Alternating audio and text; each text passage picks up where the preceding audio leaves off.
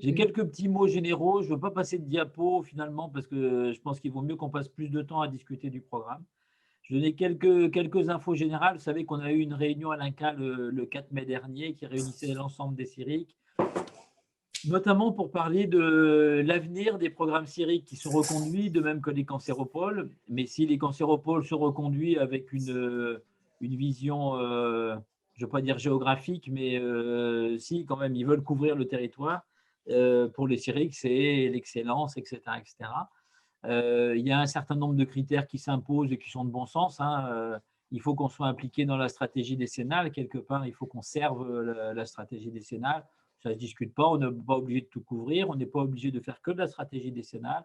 On peut être en dehors, mais quelque part, on est des organes de l'INCA, donc je pense que ça ne se discute pas trop. Il faut qu'on s'appuie sur nos lignes de force, nos lignes d'excellence. Ça, c'est quelque chose qui est bien regardé par l'INCA et donc il faut qu'elles soient visibles, mais ils veulent qu'on évolue à chaque fois aussi. Ils veulent tout et leur contraire, hein, quoi. Ah ben c'est l'INCA. C'est l'INCA. Ils veulent qu'on développe de la coopération intercyrique. Donc, nous qui le faisons pourtant pas mal, on a cherché à développer des ponts à droite à gauche. Apparemment, ça ne leur suffit pas. Donc, il faut qu'on ait une pensée de coopération intercyrique. Donc, chaque fois qu'on le peut, il faudra qu'on réfléchisse. Est-ce qu'on n'a pas des complémentarités qui pourraient être intéressantes dans un autre potentiel CIRIC, parce qu'on ne sait pas qui seront les prochains CIRIC au prochain coup. Marseille pourrait revenir, Toulouse pourrait rentrer, ils pourraient en mettre 6 à Paris, puisqu'ils sont dans une tendance inflationniste, j'en doute quand même. Mais donc, faut y penser quand même aussi. En tout cas, de la coopération, c'est pas un mauvais plan, même s'ils sont des programmes de sites. Donc, l'argent, il est a priori pour Bordeaux, quoi. Si on collabore, c'est pas pour donner de l'argent à un autre site, par contre. Je pense que… Donc, ça veut dire qu'ils ont du pognon pour les intercyriques. Alors, non, non, non, non, non. Si on fait de l'intercyrique, on se débrouille. C'est les CIRIC qui, respectivement, co-investissent leur budget sur des projets. Donc, Osiris, c'est payé par les cyriques. Osiris est payé par les CIRIC, mais c'est vrai qu'à Osiris, l'INCA a complété. Ouais. Donc, c'est possible. Oui, oui, oui, c'est possible. C'est possible. C'est Si ça possible. leur plaît. Mais ils ne sont pas clairs. C'est l'INCA, hein. C'est la classe. C'est-à-dire qu'on voudrait qu'il y ait des règles de gouvernance, entre guillemets, dans les intercyriques, parce que c'est parfois un petit peu compliqué quand c'est un cyrique qui n'a pas forcément l'expertise dans un domaine, mais qu'on prend le leadership parce qu'il est le premier à penser à l'idée pour essayer de squatter le truc, et qui après gère en autocratie sans demander l'avis des autres pour la répartition des sous qu'il obtient éventuellement de l'INCA, on est dans quelque chose qui est un petit peu plus compliqué, hein. Mais le gros truc majeur, c'est qu'il y a probablement un changement d'esprit des CIRIC, dans le sens où quand ils avaient été montés, c'était, je pense, sous Fabien Calvo, ils avaient été montrés avec une logique de site. Donc un CIRIC, c'était pour faciliter le développement de la recherche en cancérologie sur un site. Et c'est faire en sorte que les gens travaillent ensemble, etc., etc. Donc, il y avait une pensée structurante, il y avait quelque chose qui était un peu en dehors des programmes, quelque part. Ça a été développé un peu abusivement, puisqu'ils se sont fait tacler à la dernière réunion, justement à ce propos, par certains CIRIC, qui ont même mis de l'argent CIRIC pour payer des CDI dans des plateformes. Donc, il y en a quelques-uns qui payent à plein temps des personnes dans des plateformes, bien sûr pour de la recherche en cancérologie. Là, ils se sont fait tacler sur l'esprit que nous, on a toujours respecté ici. C'est un CIRIC, c'est de l'argent qui peut sauter tous les 5 ans. Donc, il est hors de question de faire du CDI avec des CIRIC. On est là pour faire de la gestion de risque. On est là pour faire de l'investissement qui doit être pris ensuite par les tutelles. Donc, si on injecte des sous pour du personnel de plateforme, c'est tout à fait possible, mais il faut qu'on ait un plan de guerre pour que l'INSERM, le CNRS, l'université ou un des hôpitaux le reprennent. Ça, Et les CDI de chantier, là, qui vont être remis, enfin, j'ai cru que ça avait été remis à l'ordre du jour, ça, non? c'est remis à l'ordre du jour, mais ce n'est pas encore très, très clarifié, en tout cas pas dans ma tête. Mais oui, c'est remis à l'ordre du jour par l'INSERM, notamment, je pense. Oui, oui, oui. Oui, tout à fait. Il y a pas mal d'opportunités INSERM ou universitaires auxquelles il faut réfléchir, hein, certainement. Bon, voilà. Et le truc qui change, c'est que manifestement, on est passé aussi de Christine Chaumienne à Alain Chen. Alain Chen, lui, dans ce que je comprends, hein, on est dans l'interprétation là quand même. De ce que je comprends, il est très centré programme. Les CIRIC, ils ont des programmes prioritaires et ils travaillent sur ces programmes. Et leur priorité, c'est ça. Donc, il faut faire de l'émergence, mais c'est de l'émergence dans les programmes. Je pense que tout le monde ne l'avait pas compris comme ça avant. Donc, c'est de l'émergence dans les programmes. Nous, on l'a respecté a priori dans Brio, on l'a presque respecté dans Brio. Mais c'est-à-dire que dans les deux derniers mandats, on a quand même une pensée, ouverture vers d'autres thématiques. Dans le premier, CIRIC. Dans le deuxième, on est resté très centré programme, mais on a une ouverture Brio 3 un peu dans l'esprit, dans le potentiel Brio 3 dans le troisième, dans le deuxième. Voilà. Mais donc centré sur les programmes. Donc ça, je pense qu'il faut vraiment avoir ça à cœur. Pour rester sur les programmes, je pense qu'il y a une volonté, un souhait aussi que, bon, on est transstationnel, ça ne veut pas dire qu'on ne peut pas faire de la recherche fondamentale, mais il faut que tout ce qu'on fait ait une visée transstationnelle et un esprit que nous a poussé le SAB du CIRIC, hein, notre SAB, c'est que, et ça a été un élément de choix des projets qui ont été retenus, c'est qu'il y ait des débouchés transstationnels dans le mandat, dans les 5 ans du mandat. Alors, ça ne veut pas dire qu'il faut qu'il y ait un produit à disposition des patients dans les 5 ans, mais que le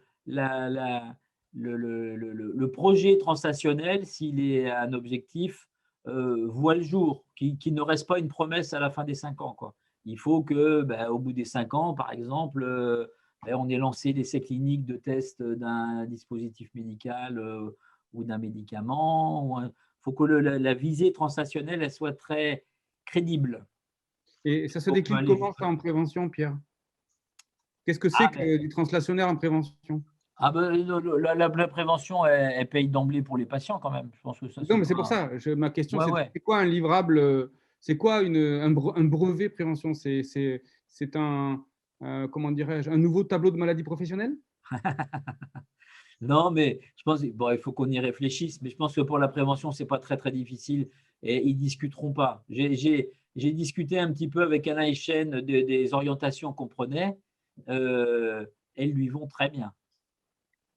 Et Pierre, c'était qui tu nous rappelles du SAB, les membres du SAB? Les membres du SAB du CIRIC, ils sont dans le doc. Attends, si je vais pouvoir te les retrouver.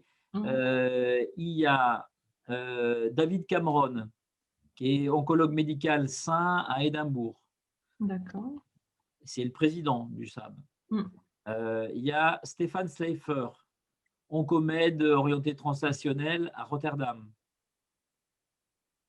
C'est un homme du… Là, on parle de notre SAB. Notre SAB, oui, on parle de de notre SAB de Brio, hein, pas celui qui nous évalue à l'INCA, qui est aussi international. Oui, voilà. Notre SAB. Ouais. Après, on a Valérie Krishanovski, qui est un homme de Rehovot Israël, c'est le Weizmann, qui bosse au Weizmann. C'est plutôt un homme des biomarqueurs, la sénescence, le vieillissement. Après, il y a Janet Shipley, qui est plutôt une biomole qui est à Londres. Victor Umansky, qui est un immuno de Halle en Allemagne. Frédéric Paco, qui est un épidémio jeune retraité de Lausanne, qui était directeur de l'Institut universitaire de médecine sociale et préventive. Et après, on avait Nicolas… Maintenant, on a toujours Nicolas Lepin. Oui, on a toujours Nicolas Lepin, qui, lui, est un Chief Medical Officer. Il était chez Argenix et maintenant, il est passé à Molecular Partners AG à Zurich, en Suisse. Il est CMO. Il y en a un autre, comment il s'appelle, Arnaud Bedin, qui est un gars qui a bossé chez BMS, qui était directeur médical chez BMS maintenant, qui n'est plus dans le domaine de l'onco, mais qui est dans l'industrie aussi. Donc, il y a un deuxième industriel. D'accord.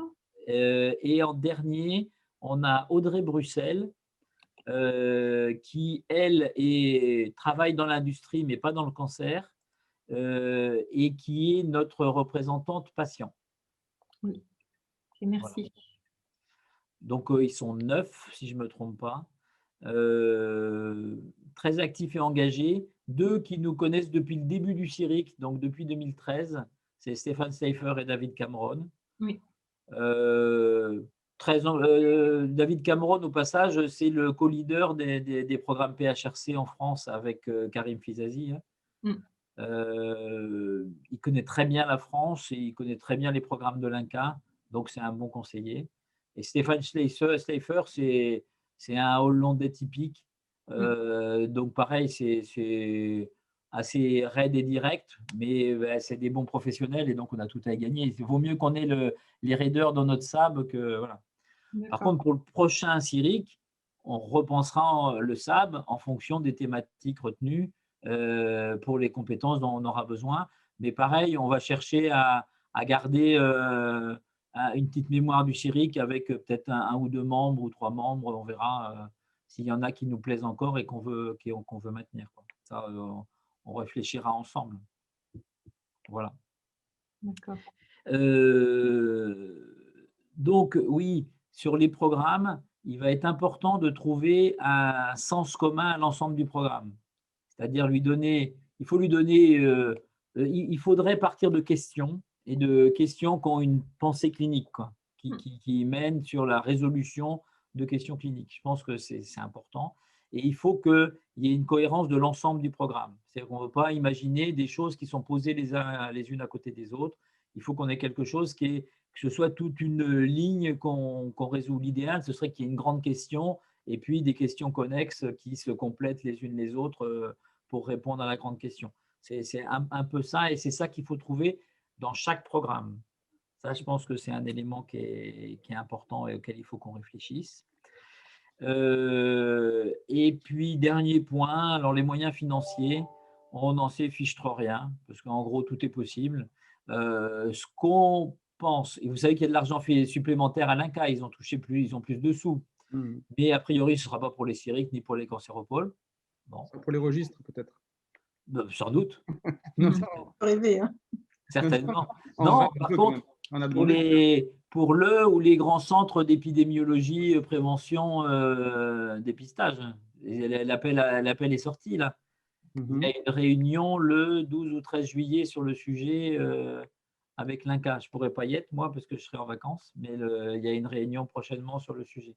Là, ils vont mettre des sous, peut-être autant qu'ils mettent dans un CIRIC.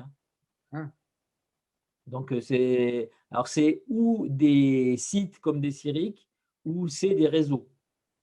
Ça peut être aussi des réseaux. Donc là, il y a un sujet de discussion stratégique, certainement. Voilà. Oui, donc au niveau budget, ils maintiennent le budget et ils vont peut-être pas augmenter le nombre de CIRIC, mais dans la discussion qu'on a eue, ça restait un peu ouvert. C'est-à-dire que c'est, a priori, on peut dire qu'on reste sur on a eu 6 millions là.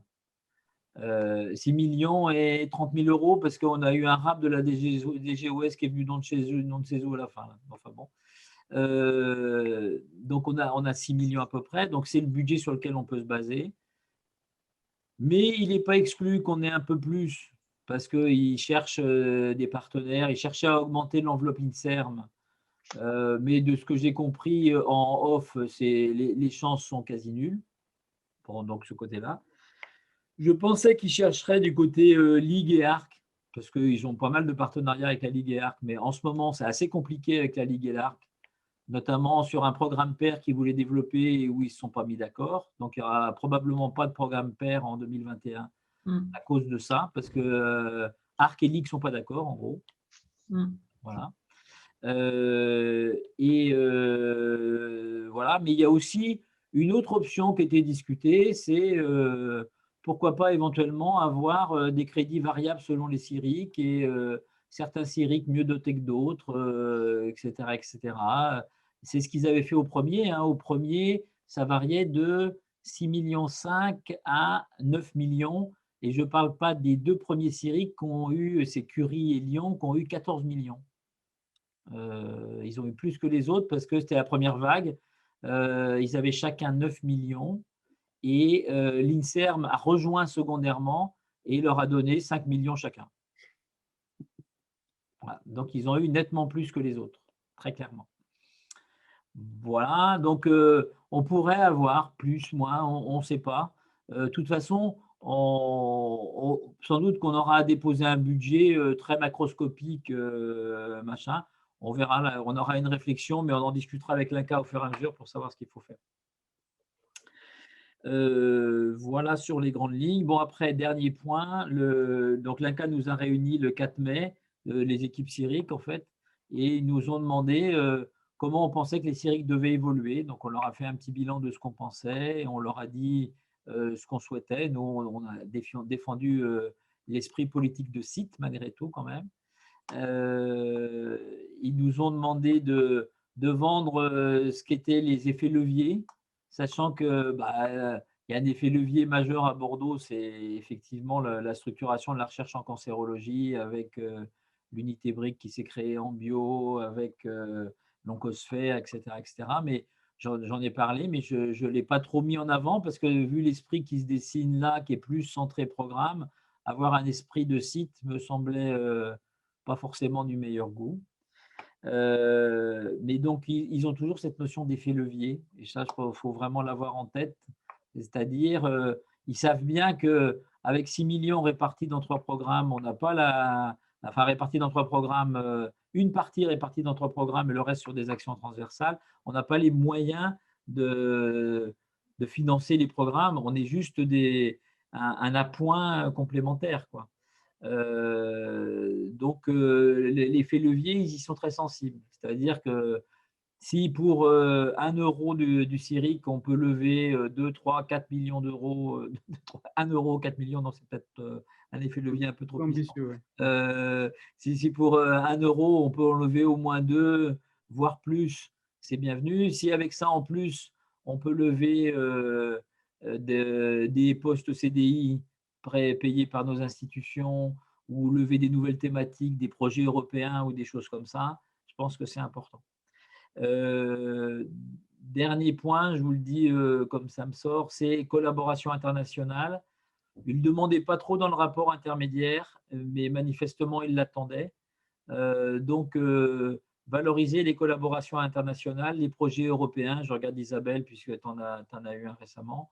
Ça, ce sont d'évidence des atouts. Et chaque fois qu'on peut montrer qu'on a sur une thématique un poids national ou international, c'est mieux. Et donc, les collaborations internationales sont des choses qu'il faut valoriser. Voilà. Après, l'appel d'offres devrait être publié en mars, normalement. On croit comprendre que ce sera fin mars. Ce qui est, je pense, le plus tard raisonnable, parce que fin mars, ça veut dire qu'on dépose probablement en juin, fin juin, j'en sais rien, en tout cas avant l'été, et qu'on a notre audition en septembre pour une réponse en octobre-novembre. Pour avoir l'argent en janvier, avec l'État français, c'est quand même une petite aventure. Mais ça reste jouable. Ce ne sera pas pire que la dernière fois où voilà. On l'a su genre le 20 décembre. Oui. Ça peut toujours être pire, Nathalie. Et sinon, en janvier. Ils pourraient nous faire le coup de devancer aussi. Hein. Ils peuvent tout à fait nous faire le coup de devancer, mais surtout, ils vont réfléchir avec l'INSERM, la DGOS et eux sur le contenu. Et donc, il est possible qu'ils nous fassent des petits changements. On reste quand même globalement sur une approche de peu de programmes. Donc, 3 programmes, ça reste correct. On reste aussi sur une idée qu'il faudra travailler, c'est si les programmes communiquent entre eux, et là aussi, ils font de l'effet levier les uns avec les autres en s'apportant, c'est toujours quelque chose qui sera positif aussi. Voilà, sur les notions générales, je pourrais vous faire la présentation que j'ai faite, qui était la synthèse des discussions que j'ai eues avec 3 autres directeurs sur ce que devraient être les CIRIC, notre bilan du passé et l'avenir, mais je ne suis pas sûr que ça va vous apporter beaucoup. Après, si vous voulez la voir, je pourrais vous la donner, bien sûr. Après, là, ce que dit Pierre, c'est en effet Tout ce que, parce que quand on les a eus, ça semblait bien qu'ils étaient quand même en pleine réflexion sur plein de choses et qui demandaient au CIRIC justement d'apporter leur regard. Bon, et donc après, on en déduit ci et ça. Mais c'est vrai que pour l'instant, dans tout ça, il n'y a rien d'arrêté. Même le coup des 3 programmes, bon, on a l'impression que le consensus va plus vers ça, mais tout d'un coup, il y en a un qui sort. Oui, après, on pourrait toujours dire un seul programme par CIRIC. On se dit non, là, il ne va pas partir là-dessus, j'espère. Donc, on ne pense pas, mais bon, voilà, hein, c'est quand même juste. Donc, c'est un peu volatile. Si l'appel sorte. Oui. Ça reste volatile. Et quand est-ce que. Donc, il n'y a que l'appel d'offres qui va vous dire que c'est figé? Je pense. Après, on va maintenir le contact. Comme je t'ai dit, moi, j'ai discuté à un moment, 1 heure et demie avec Alain Echen l'autre jour, il y a une dizaine de jours. Je lui ai raconté les orientations qu'on prenait et ça lui plaît. Donc, ce que je veux dire, c'est qu'on va dans le bon sens. Donc, en particulier, le programme environnement, ou quelle que soit la façon dont on l'appellera après, ça lui va très bien, hein. Donc, là, on sait qu'on est dans le bon sens, donc il faut qu'on continue dans le même esprit, hein. Il n'y a pas de souci de ce côté-là. Donc, on continuera à discuter avec eux pour les tenir au courant, hein, comme ils discutent avec les autres, je pense, hein. Un point fort de Bordeaux, c'est le fait qu'on collabore tous ensemble. C'est le fait qu'il y ait Bergonié et le CHU ensemble, que c'est le CIRIC est un CIRIC réellement du site. Les CIRIC, il y a 2 CIRIC qui ont sauté et un majeur qui n'est pas passé, hein. Les 2 qui ont sauté, c'était Lille. Bon, ils étaient accusés de ne pas avoir des résultats scientifiques suffisamment importants. Donc voilà, eux, ils étaient déjà fait attaquer en intermédiaire, etc. Donc c'était un peu annoncé ça. C'est Marseille qui a sauté et l'autre qui était au ras de sauter, c'était Lyon, hein. Ça, c'est que des trucs qu'on a eu par la bande, hein. Mais l'autre, c'était Lyon. Et Marseille et Lyon, c'est 2 typiques qui sont des programmes vendus comme des programmes APHM, Paoli Calmette et Centre Léon Bérard, Hospice Civil de Lyon, et qui en pratique sont des projets Institut Paoli Calmette et Centre Léon Bérard, avec des collaborations de papier, on va dire, avec les autres. Et l'autre qui n'est pas passé, c'est Toulouse. Et Toulouse, ce que j'ai eu comme écho, c'était que leur dossier, c'était un dossier Claudius Regaud. Alors qu'ils sont l'IUCT, hein, mais ils ont déposé un dossier qui était très avec les forces de Claudius Regaud, quoi. Et ça manifestement, ça n'a pas plu.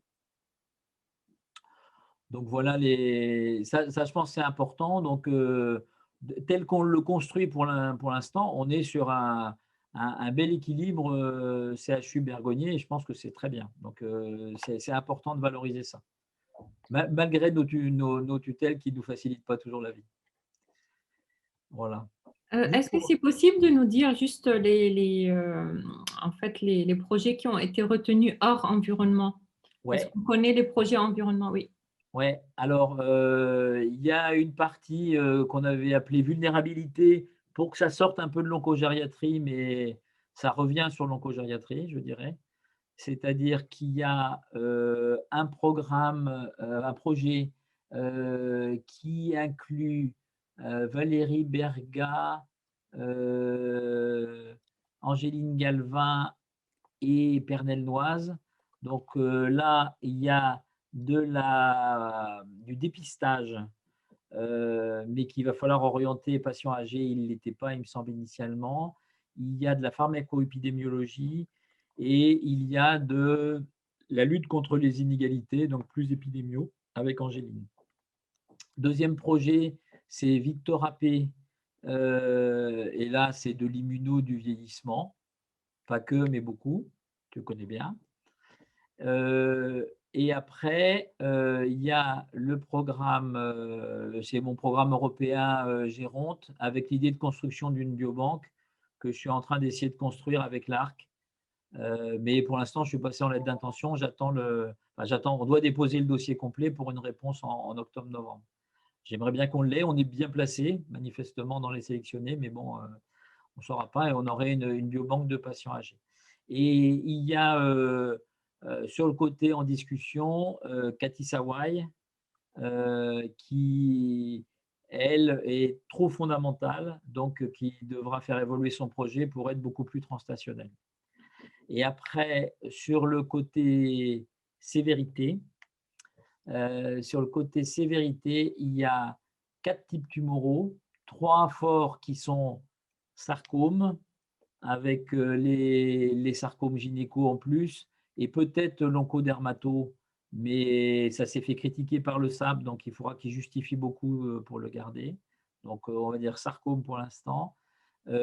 Cancer du foie, glioblastome, et avec un petit point d'interrogation, le rein, parce qu'on a un projet, mais qui est un peu atypique dans le programme Severity, qui a été retenu. Et le rein, c'est vrai qu'il y a des atouts avec la base clinico-biologique disponible et quand même quelques éléments de recherche sur le rein sur lesquels on… Donc là, il y a un sujet à travailler. Et là-dessus, il faut ajouter aussi un programme de médecine nucléaire qui est porté par Christophe Champion, mais qu'on va essayer d'orienter dans un des types tumoraux. C'est-à-dire que ça 4 types tumoraux dans ce dernier programme, je ne sais pas s'il faut dire un challenge, mais c'est plutôt un handicap vis-à-vis de l'INCa. C'est-à-dire que si on le présente comme 4 types tumoraux, l'INCa ne va pas aimer, c'est sûr. Donc l'idée, c'est qu'on retourne complètement la question, mais ça me va bien, plutôt dans un sens, les cancers graves, on bute en termes de recherche de solutions. Et donc, voilà le type de solution qu'on propose et les modèles d'application. Donc, je ne sais pas dire qu'on va faire du multiomique, par exemple, et on va essayer de voir en quoi le multiomique peut résoudre la question, je ne sais pas, des sarcomes, parce que ça, a priori, c'est ce que fait Antoine, peut-être du foie ou la compréhension fine des voies de signalisation, et on est peut-être plus sur ce qui est fait dans le glioblastome et ainsi de suite, quoi. Mais il ne faudra pas que ce soit quelque chose de très classique, quoi. Ne pas dire on a trouvé une nouvelle cible exceptionnelle, etc. Parce que ça, tout le monde l'a fait, le fait toujours, etc. Peut-être celui sur la question de fond le plus dur, c'est Severity, à mon sens. Oui, ok, très bien. Donc, c'est cohérent avec notre programme immuno, avec les 4 types tumoraux, en fait, mais la SAB nous disait de se concentrer sur moins de types tumoraux, de cancer, en fait. Donc, glioblastome est là-dedans, le foie est là-dedans. Oui. Très bien. Mais ce qu'il faut, je crois que sur le vote, ce qu'ils avaient dit, c'est qu'il était très, très ambitieux. Alors, c'est bien d'être ambitieux, hein, mais que quelque part, vous n'aviez pas les moyens en 5 ans de répondre à cette ambition, quoi. Oui, je peux maintenant détailler comment on a modifié pour adresser ça. Si vous voulez, je peux démarrer. Je ne sais pas comment on fait, parce que comme au niveau, vous allez présenter maintenant, on avait dit 10 minutes chacun. Oui. En fait, j'ai dit à Nathalie, moi je suis en déplacement en ce moment, j'attrape l'avion bientôt pour retourner au Canada, oui. Donc, si ça ne dérange pas le groupe, sinon je pense Alain aussi devait partir. Donc, moi c'est à 15h, mais il y a une demi-heure encore, hein, de toute façon. Ouais, donc à ce moment-là, si tu fais Maya et Alain après, Isabelle, ça te va, c'est toi après? Pas de souci, on va s'adapter, pas de problème. Je partage l'écran, voilà. Et donc, nous, alors, voici le titre. Vous voyez l'écran? Oui. Oui, très bien. Donc, je vais aller en anglais. Harnessing immunity and non-immune interactions in the tumor environment for improved cancer therapy. Donc, les équipes et les PI, donc les référents pour Cyric, c'était moi-même, Julie Deschanel-Mervy, Édouard Fourcade et Thomas Pradeux. Mais l'équipe globale, c'est inclut Thomas Daubon, Nicolas Larmonnier, Christine Varon. Là, vous voyez la liste modifiée parce qu'il y a des collaborateurs malheureusement qui ne pourraient pas rester à cause qu'on a concentré les objectifs, focalisé les objectifs. Donc, Thomas Daubon, Nicolas Larmonnier, Christine Varon, Côté clinique, Jean-Frédéric Blanc pour le foie, Olivier Mollier, le glioblastome, Masha Nikolski, Olivier Sau. Et alors, c'est Immunoconcept, mais également IBGC, Inria Mank et Barito. Alors, voilà. Initialement, nous avions 2 gros programmes, si vous voulez. Donc, to better understand organ immune specificity and system interaction in anti-tumor immunity. Là-dedans, il y avait 3 sous-projets. We will characterize the immune landscape of tumors with respect to environmental risk factors and molecular characteristics and investigate mechanisms of resistance to immune checkpoint inhibitors. Donc, ça, c'était vraiment un projet axé sur le foie. Deuxièmement, un projet glioblastome. We will characterize the myeloid environment of tumors, its regulation by tumor metabolism, and harness the biology of gamma delta T cells to identify new tumor antigens with the aim of developing personalized therapies. Le troisième, c'était cancer du sein, donc interaction immune-non-immune, surtout entre les myeloid cells, donc les MDSC avec les cancer stem cells, et comment en fait ces interactions aboutissent aussi à la création du pré-métastatic niche. Le deuxième programme était un peu plus critiqué par le SAB, to better understand the impact of natural or synthetic immunity on cancer progression and immunoselection. Donc là, en fait, on étudie l'effet de l'immunité sur l'évolution tumorale et la clonalité. Donc, ils trouvent ça un peu trop ambitieux. We will study the influence of natural immunity on tumor fitness and evolution. Et le deuxième, characterize tumor immune escape mechanism following chemotherapy, biological therapy or immunotherapy.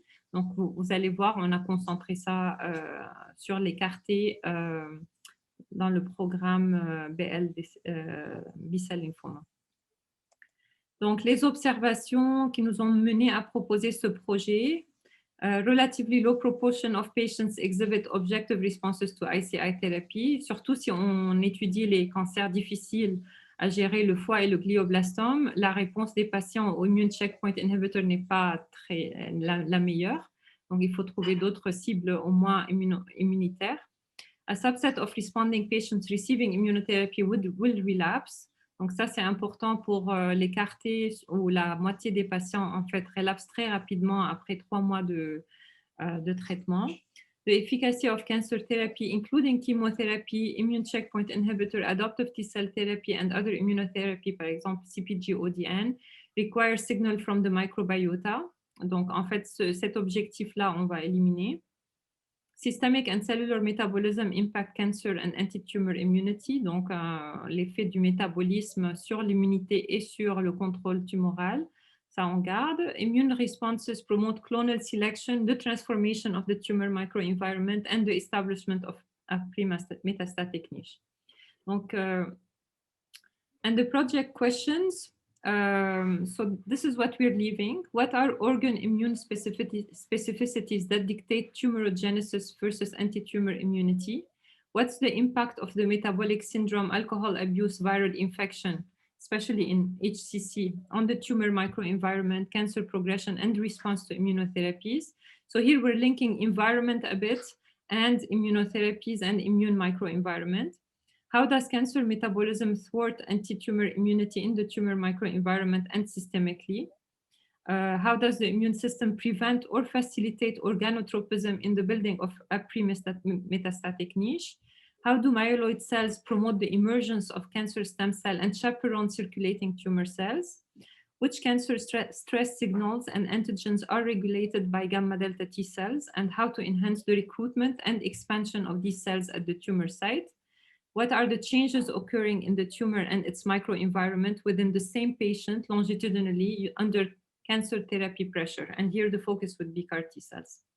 So these are the questions that we're leaving. So initially, we had these 5 sub-projects. So project 1 characterized the immune landscape in general of HCC with respect to environmental risk factors, molecular characteristics, and investigate mechanisms of resistance to ICI.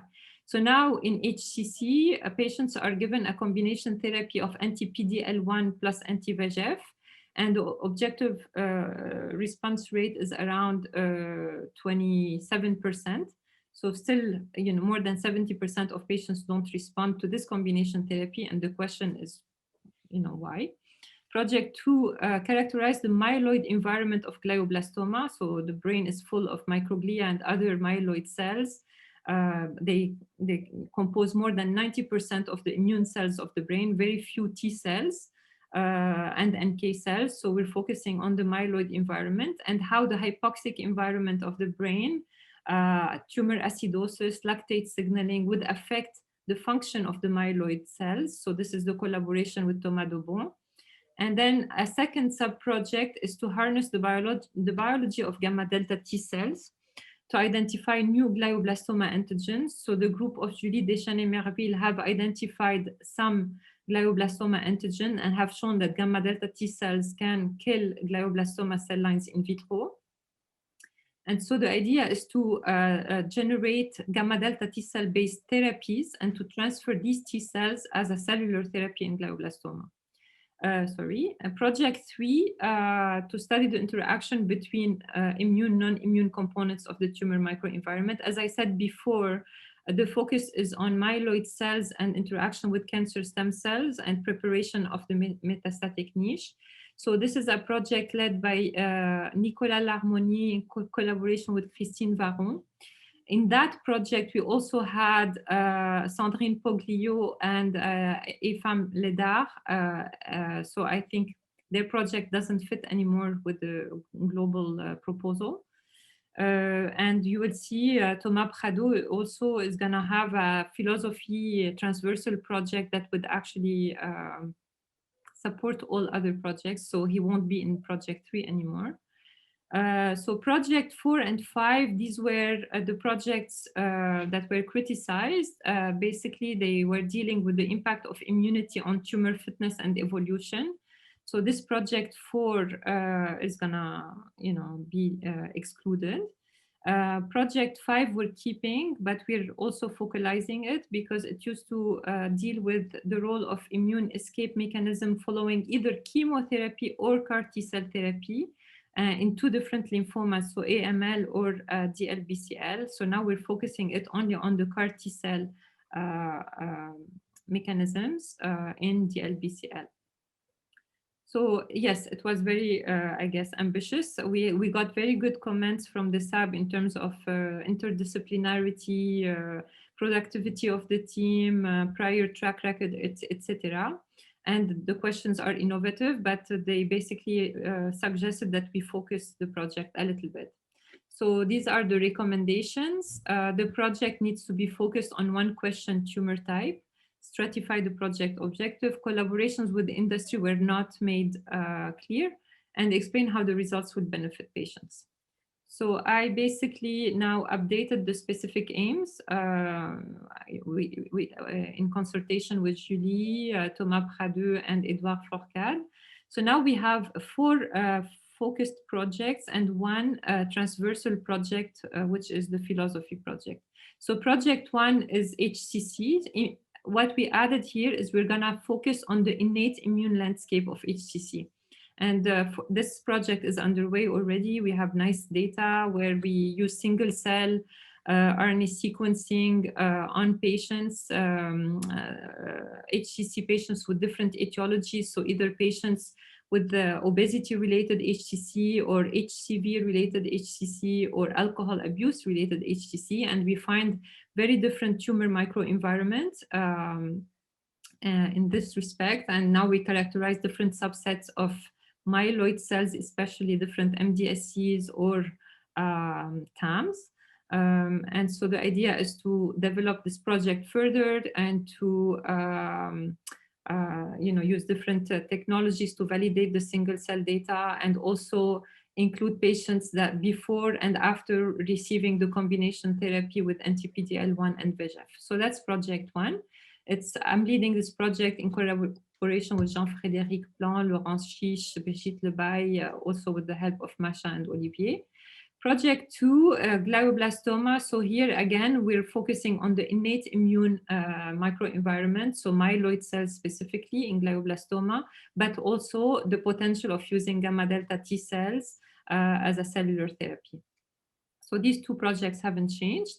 Project 3, as I mentioned, we removed the part related to macrophages in lymphoma that was led by Sandrine Poglio.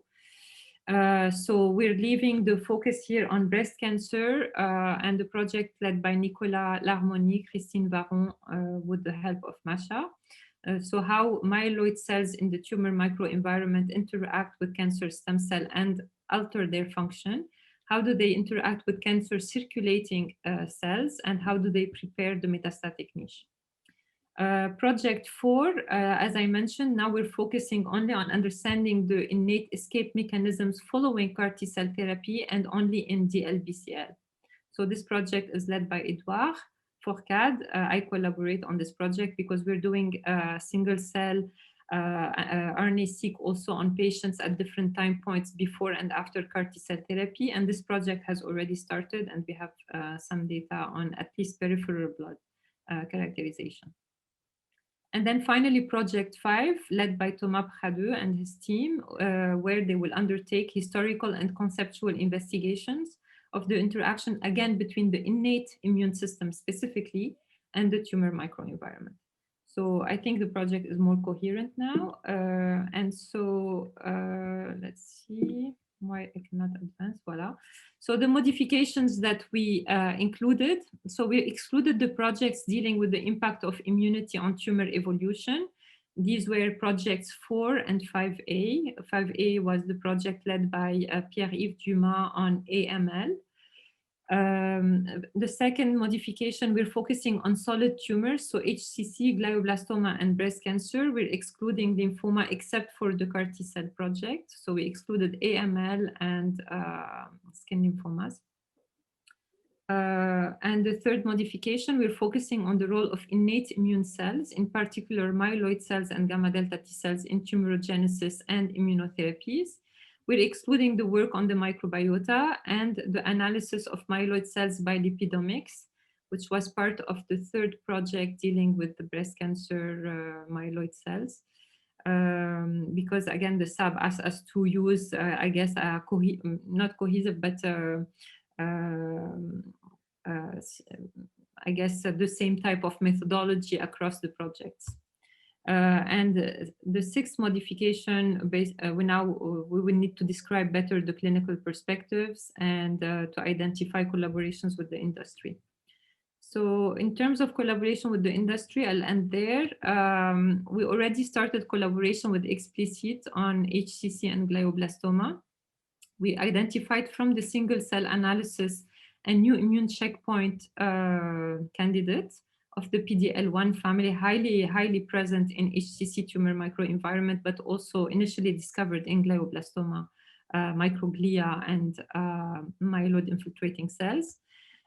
We have discussed with BMS a potential collaboration on glioblastoma where they provide us anti-PD-1, and we actually test in mouse models the combination with anti-VEGF. And Julie started a collaboration with Gamma Delta Therapeutics. Apparently, the methodology to expand gamma delta T cells and use them as a cellular therapy in CMV infection, but potentially also in glioblastoma, has recently been approved. So this is where the collaboration is going. And that's it for me. So. Ok, je vois qu'il est déjà 48. Donc peut-être que je ne sais pas comment on va faire pour arriver à vous caser tous les deux. Juste une petite chose, ouais.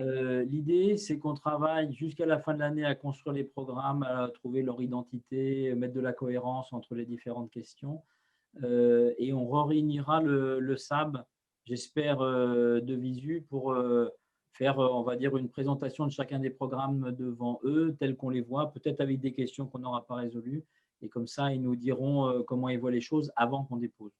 D'accord. Ouais. Il y a ça en plus. Après, est-ce qu'il y a une ou deux questions? Mais si on veut laisser du temps à Alain pour présenter… C'est relatif, cette histoire de laisser du temps, là. Mais oui, juste, Maya, c'est possible que tu nous envoies les diapos? Bien sûr. Merci beaucoup. Bah, écoute, Alain présente tout de suite et puis on… Non, mais moi, de toute façon, c'est pas… Sinon, on ne va pas y arriver. Hein. Oui, non, mais moi, en plus, ce n'est pas une présentation de… d'une deuxième version d'un projet, puisqu'on n'a pas rediscuté après les… Oui. Bon. Par contre, il y a des évolutions, et puis il y a déjà bien comprendre quelles sont les recommandations sur lesquelles on ne peut pas tergiverser et celles sur lesquelles le SAB ou le COPIL nous a engagés à revenir. Donc, moi, j'ai enlevé ma caméra parce que j'ai vraiment une connexion pas très bonne. Oui. Nous, c'était étudier le rôle de l'exposome sur la résistance au traitement et au pronostic des cancers. Alors, j'espère. Donc, bon, je proposais des trucs sur le lymphome, mais il y avait aussi Marie-Costine, on va en reparler, sur les inhibiteurs de checkpoint, et puis sur le microbiote. Et puis, pourquoi Brice Amadeo? C'est parce que c'est lui qui est chef de projet de Etiosarc. Donc, il étudie 4 témoins sur les sarcomes, avec l'idée de travailler sur le pronostic. Et Pierre-Yves Dumas, la même chose, mais avec LAM. Et puis après, toutes les personnes qui sont à droite étaient considérées dans le document comme partenaires aussi, bien sûr. Donc, on ne fait pas les choses tout seul. Et parmi ces personnes, il y a des gens avec qui je travaille, enfin, beaucoup de personnes d'Épicène, à vrai dire. Hein. Les 2, 3, 4, 5, 6, 7 personnes, les 7 premières personnes, c'est Épicène. Ça s'arrête et puis après, il y a Thierry Schauerbeck qui est dans le même service que Marie, et Maya, donc qu'on vient d'entendre. Bon, le contexte, il est quand même assez percutant, surtout le lendemain de l'expertise collective de l'INSERM, où il y a des présomptions de lien forts entre les expositions aux pesticides et certains cancers. C'est vrai que ça a été redit hier, et il y a très peu de littérature sur les aspects. Est-ce que les expositions aux cocktails, aux pesticides, substances, comment on les appelle, familles, et résistance au traitement ou survie, ça, il n'y a pas grand-chose, à vrai dire, et donc c'était partir sur cette idée-là. Côté Marie, mais peut-être que Marie, tu veux présenter avec moi, si tu veux, important. Voilà, ben vas-y, si tu veux. Toi, comment tu oui, non, mais alors moi, je suis un peu nouvelle dans tout ça, je découvre, mais c'est quand on avait discuté du projet, avec Alain, on s'est dit on peut peut-être faire un truc ensemble. Et effectivement, c'était aussi un peu sur la réponse à la résistance au traitement par l'exposome, mais plus par en fait l'exposition aux médicaments. Et on sait que l'importance du microbiote intestinal sur la réponse, notamment aux immunothérapies, ça a été bien démontré par plusieurs équipes. Puis ils ont montré que les antibiotiques et les corticoïdes pouvaient impacter ces réponses-là. Et on s'est dit, mais il n'y a pas que ces médicaments-là qui peuvent jouer sur le microbiote. En fait, il y a d'autres types de médicaments comme les IPP. Alors, il y a de la littérature aussi qui arrive, mais les psychotropes, enfin voilà. Et donc, on voulait aborder l'exposome par ce biais-là. On concluait tous les deux, finalement, qu'on avait très peu de travaux, finalement, sur le devenir du patient au cours du traitement.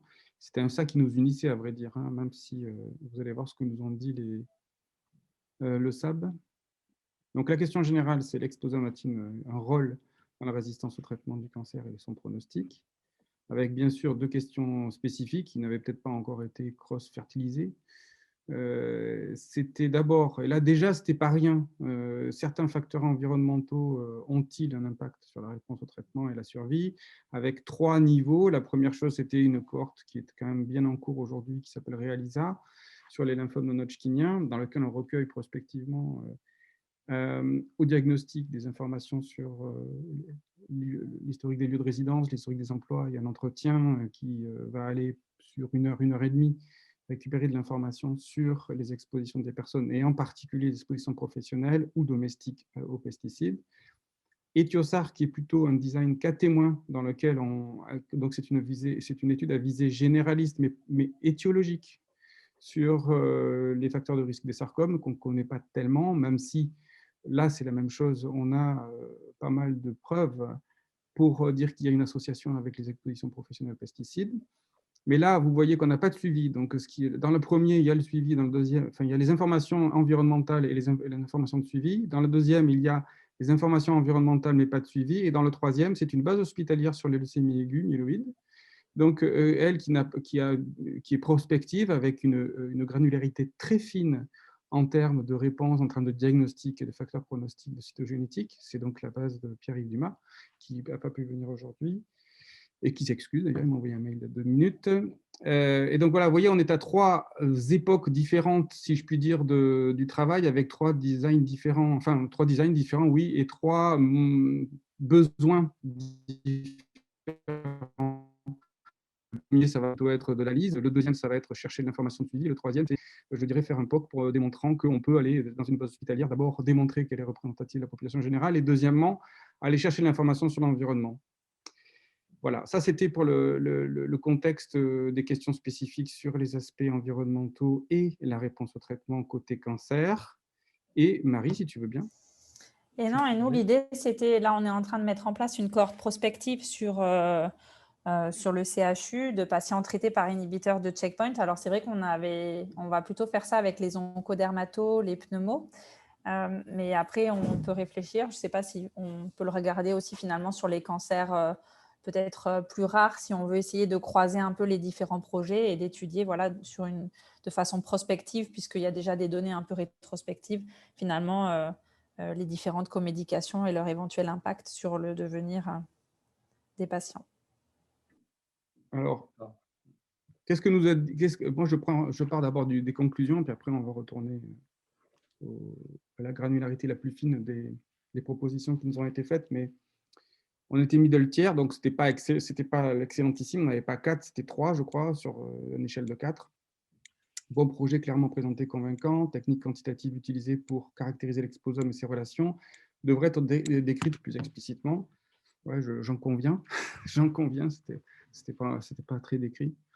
Et le retour du copil brio, retenu, s'est intégré. Alors c'est là que ça fait le lien avec ce que va dire tout à l'heure Isabelle, ça aurait été même plus logique qu'elle commence. Bon, retenu s'est intégré dans un progrès faisant le lien entre E1 et E2. Bon, bah, c'est évident que on pourrait se dire que on va utiliser les mêmes métriques de mesure de l'exposition pour adresser des questions différentes, une sur l'étiologie et une autre sur la résistance au traitement et la survie. Ça, c'est possible.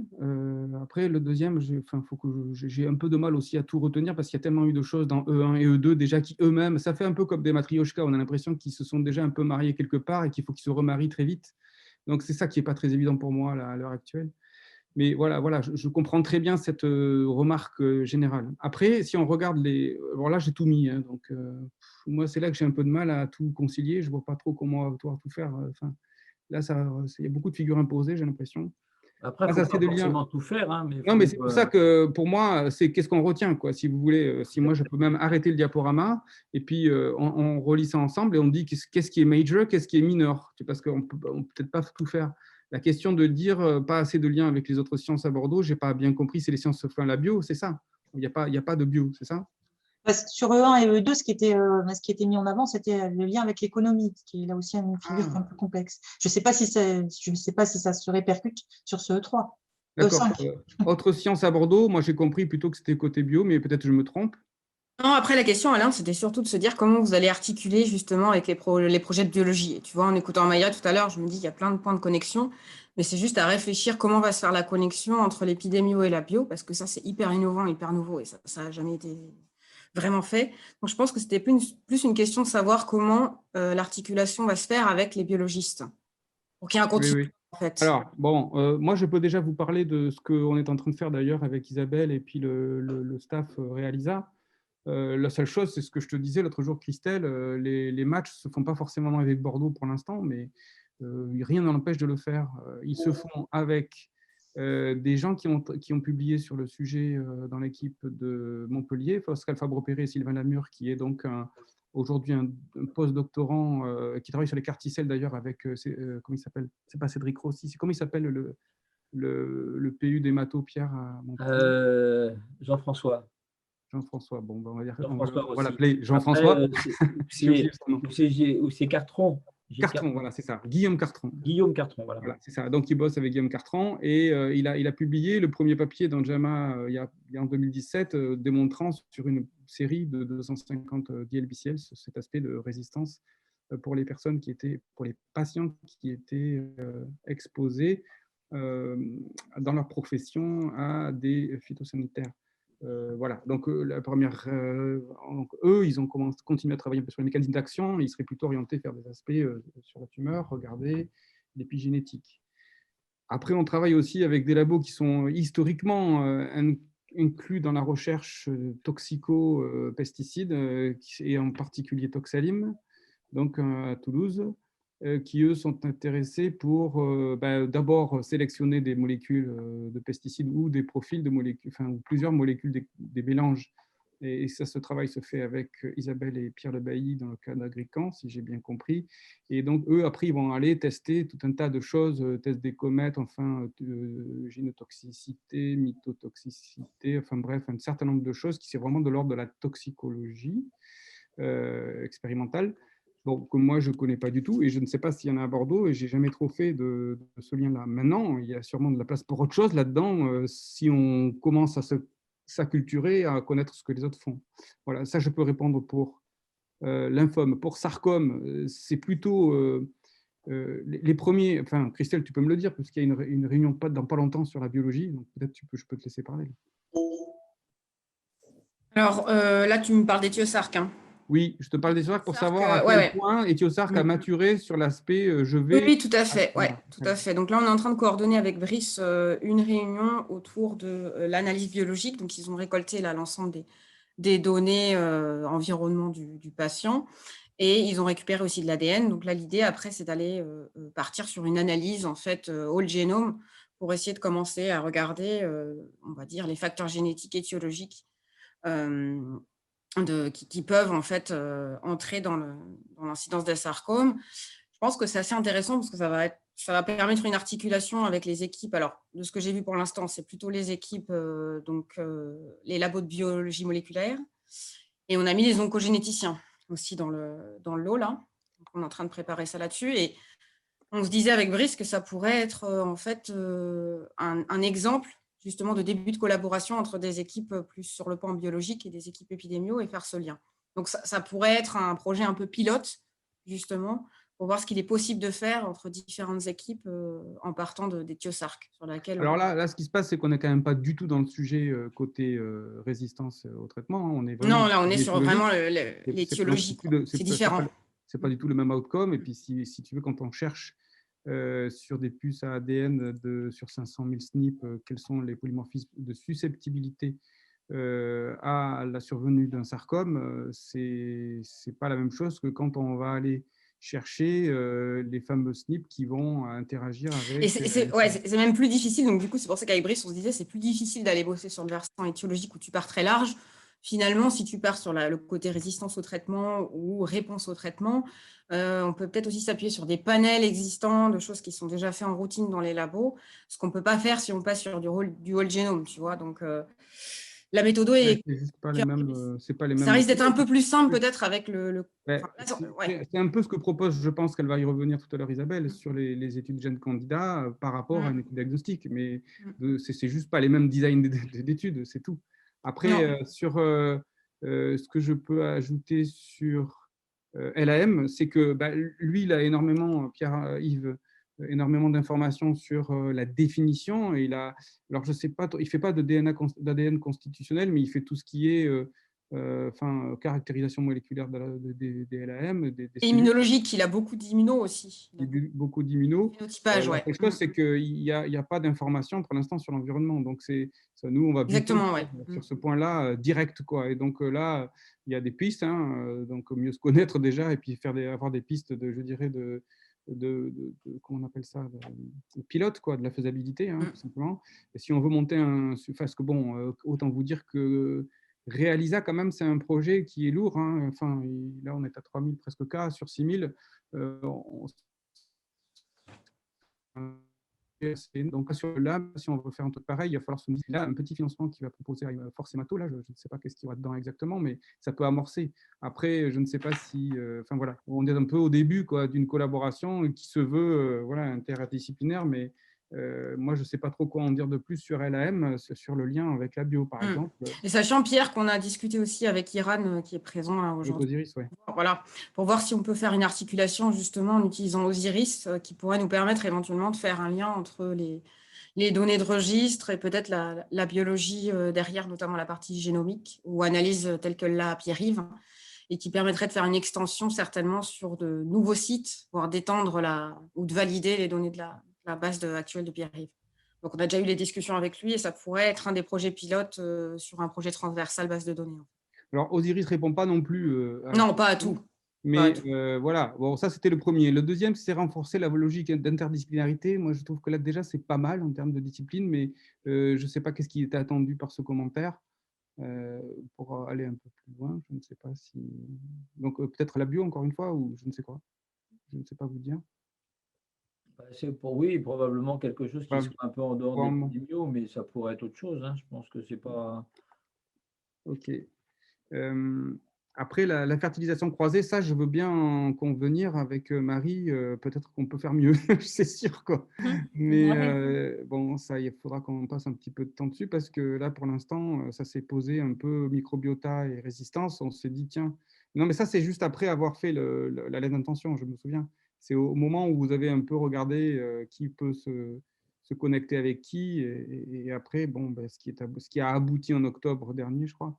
Ça a été sous cette forme-là. Et c'est vrai que je comprends bien, là, encore une fois, si on veut avoir quelque chose qui, au sein d'un même programme et dans une continuité de concept, on peut revoir notre copie. Je ne sais pas comment, mais on peut la revoir. Marie, oui, non, je suis d'accord. C'est pour ça qu'après, moi, c'est vrai que je partais plutôt sur, voilà, avec les dermatos et les pneumos, mais on peut réfléchir pour essayer de mieux se croiser. Bon, voilà. Après, il y a d'autres trucs. Hein. Là, on retrouve la remarque qui a été laissée dans la conclusion. Les techniques quantitatives utilisées pour caractériser l'exposome et ses relations avec les résultats cliniques devraient être décrites plus explicitement. Alors là, d'où on part sur Realisa, parce que c'est un peu le plus abouti. Enfin, c'est pas le plus abouti, c'est celui qui ressemble le plus à ce qu'on dit là, mais Sarcom est la même chose. Hein. Enfin, on partage 90% de l'information à visée expo qu'on va récupérer, et c'est de l'information sous forme d'auto-questionnaire et de questionnaire pour l'instant. Après, on va utiliser grâce à ça des matrices emploi-exposition pour caractériser la probabilité, intensité, la fréquence d'utilisation de certaines familles de pesticides en fonction de la profession. Je ne vois pas pour l'instant, alors technique quantitative, on n'a pas il n'y a pas d'études d'expologie de biomesurage qui ont été proposées, en tout cas dans Realisas, c'est toujours possible, mais on ne l'a pas encore vu comme ça. Enfin, non, mais on peut quand même faire du quantitatif à partir d'autres données. Non, mais tout à fait, mais du quantitatif, oui, pas du quantitatif de biomesurage, mais du quantitatif de durée, intensité, lifetime exposure, comme on dit. Ça, c'est possible. C'est pas forcément plus mauvais. Hein. Non, bien sûr, non, mais oui. Ok, donc ça, je pense que c'est juste une question de place, quoi. On pourra très bien l'adresser, ça, sans forcément en rediscuter, puisqu'on a ça en soute, on va dire. Pour les mesures indirectes de l'exposition, pourquoi ne pas établir un lien avec E2 et mesurer réellement l'exposition maintenant chez les travailleurs similaires et établir un lien avec les patients? Ça, je crois que c'est un peu enfin, je vais laisser Isabelle de commenter ça, mais pour moi, c'est un peu hors sujet dans le sens où, c'est ce que je disais tout à l'heure, c'est d'ailleurs ce que disait Isabelle tout à l'heure, on peut très bien mesurer avec de l'information. Il faut avoir de l'information ancienne, donc ça veut dire historique résidentiel, historique professionnel surtout, pour commencer à avoir une idée de à quoi et comment les personnes se sont exposées à ces... C'est pas raisonnable d'imaginer qu'on va faire des mesures chez tout le monde. Ce qu'il faut, c'est arriver à modéliser cette exposition à partir de données de terrain éventuellement, ou croisées avec des questionnaires. Ok. Le groupe devrait envisager de mesurer l'exposition dans les travaux similaires et établir des liens avec les patients. C'est de mesurer l'exposition dans les travaux. Je me demande si ce n'est pas la même question. Là. Oui, ça ressemble beaucoup. Ça ressemble, non ? C'est de plus en plus petit parce que je mets des trucs à côté. Je suis désolé, mais alors voilà, le groupe devrait réfléchir à des collaborations avec l'industrie pour examiner les essais d'enregistrement avec les molécules et examiner les médicaments concomitants pour voir s'il y a des signaux. Une façon de répondre à la deuxième question pourrait être d'interroger toutes les bases de données d'essais et d'enregistrement, ce qui est maintenant possible. Les bases de PV de la pharma. De pharmacovigilance, c'est ça? Ouais, ils ont des bases de PV sur chaque molécule, mais je ne suis pas sûre que tu puisses y accéder comme ça. Hein. Ouais. Alors, je ne sais pas si ça répondait, enfin, si ça ne questionnait pas le côté travail sur ce que tu avais proposé, Marie. Parce que Je pense, sinon- ouais. Alors nous, on travaille là en collaboration avec la pharmacovigilance, mais plus pour interroger le SNDS. Après, moi, je ne sais pas, oui, s'il faut penser à voir sur les données des essais. Ce n'est pas une cible que j'avais. Alors, ouais, alors, je crois que moi, voilà comment je métabolise cette question. Euh, pour le travail qui a été fait par Sylvain Lamure et Pascal Favreau, effectivement, quand ils ont pris les multivariantes de cellules B, ils ont pris les patients qui étaient traités par AirShop pour éviter d'avoir le problème du traitement lui-même. C'est-à-dire que quand on regarde si une exposition, en plus mesurée indirectement, a une interaction ou une association avec le pronostic ou la résistance au traitement, il faut au moins essayer de gommer les différences de traitement des personnes. Encore que, quand tu prends AirShop, tu gommes rien, puisque si tu as des AirShop de patients âgés, ils peuvent avoir des low doses, enfin des réductions de doses, et ça, c'est pas mesuré. Peu importe. En tout cas, pourquoi ils ont choisi DLBCL? C'est parce que la première ligne du DLBCL, c'est AirShop dans chaque fois que tu peux le faire. Et donc, là, moi, quand je lis cette question, je me dis, il y avait une raison sur, enfin, une question sur aussi, on peut très bien se poser la question de, comment dirais-je, d'une interaction entre l'exposition à une famille de molécules ou un mélange de molécules sur AirShop, parce que AirShop, ça agit pas n'importe comment, ça agit avec le R, le C, le H, le O et le P. Donc, c'est vrai que ça, c'est très traitement dépendant et que la question, c'est de savoir si on a ça avec, enfin, si on peut faire varier ce traitement-là. Sauf que les situations dans lesquelles, enfin, les situations en hémato déjà, l'hémato-lymphoïde, dans lesquelles tu as des premières lignes qui sont standards comme le AirShop, il n'y en a pas des tonnes, quoi. Le folliculaire, c'est pas possible, le mantle cell, c'est pas très génial, en plus les effectifs sont pas très forts. Bon, voilà, donc pour retrouver une situation similaire, c'est pas si évident que ça. Alors, je sais pas, Pierre, si tu as des idées, mais Ouais, donc, voilà, moi, c'est comme ça que j'avais réfléchi autour de ça. ok. Est-ce que je peux ajouter quelque chose pour la collaboration avec la bio? Oui. En fait, pour le projet qu'on a démarré avec Marie sur le microbiote, en fait, si l'exposome AJV a un effet sur le microbiote, je pense qu'il faut quand même ajouter un aspect immunologie, non? Oui, et Ouais. déjà, en fait, et même que ça passe ou non par le microbiote, finalement, Maya. Parce qu'on ne sait pas si l'effet, il passe complètement par le microbiote ou pas, mais dans tous les cas, il y aura sûrement quelque chose aussi sur le côté immuno. Ouais. Je ne sais pas, en fait, je n'ai pas lu votre demande, mais ça pourrait être quelque chose à ajouter. Oui, on dirait que readout. ça Ça n'a pourrait pas même être un besoin préalable d'être à ce travail. vous n'avez pas besoin d'être à profondeur quoi, pour les readouts immunologiques, mais avoir un seul readout, je ne sais pas, la présence des CD8T ou l'activité des CTL dans le micro-environnement. Et ça peut être pas juste pour le projet comédication, mais pour ton projet, Alain, aussi, si, je ne sais pas. Oui. Ouais, pour avoir... ouais. Tu peux repréciser ce que tu souhaitais dire? Oui, je veux dire, en fait, l'exposome agit sur la réponse de la tumeur, mais vous pouvez ajouter un readout immunologique. C'est pas, it's not, c'est pas nécessairement en profondeur. Vous pouvez juste voir peut-être si le micro-environnement immunologique est affecté.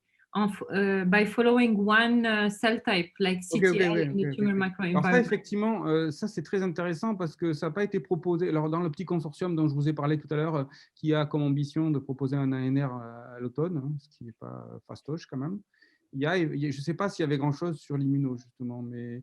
Ouais. Pierre-Yves, il a du follow-up. Hein. Pierre-Yves, il a du follow-up, lui, sur ses... Oui, non, mais le problème, c'est que Pierre-Yves, il n'a pas les infos environnement, donc tu ne peux pas commencer par... Mais il a toute l'immuno, par contre. Ah ben oui, Ouais. c'est ça. Le problème, c'est d'avoir dans la matrice des informations nécessaires.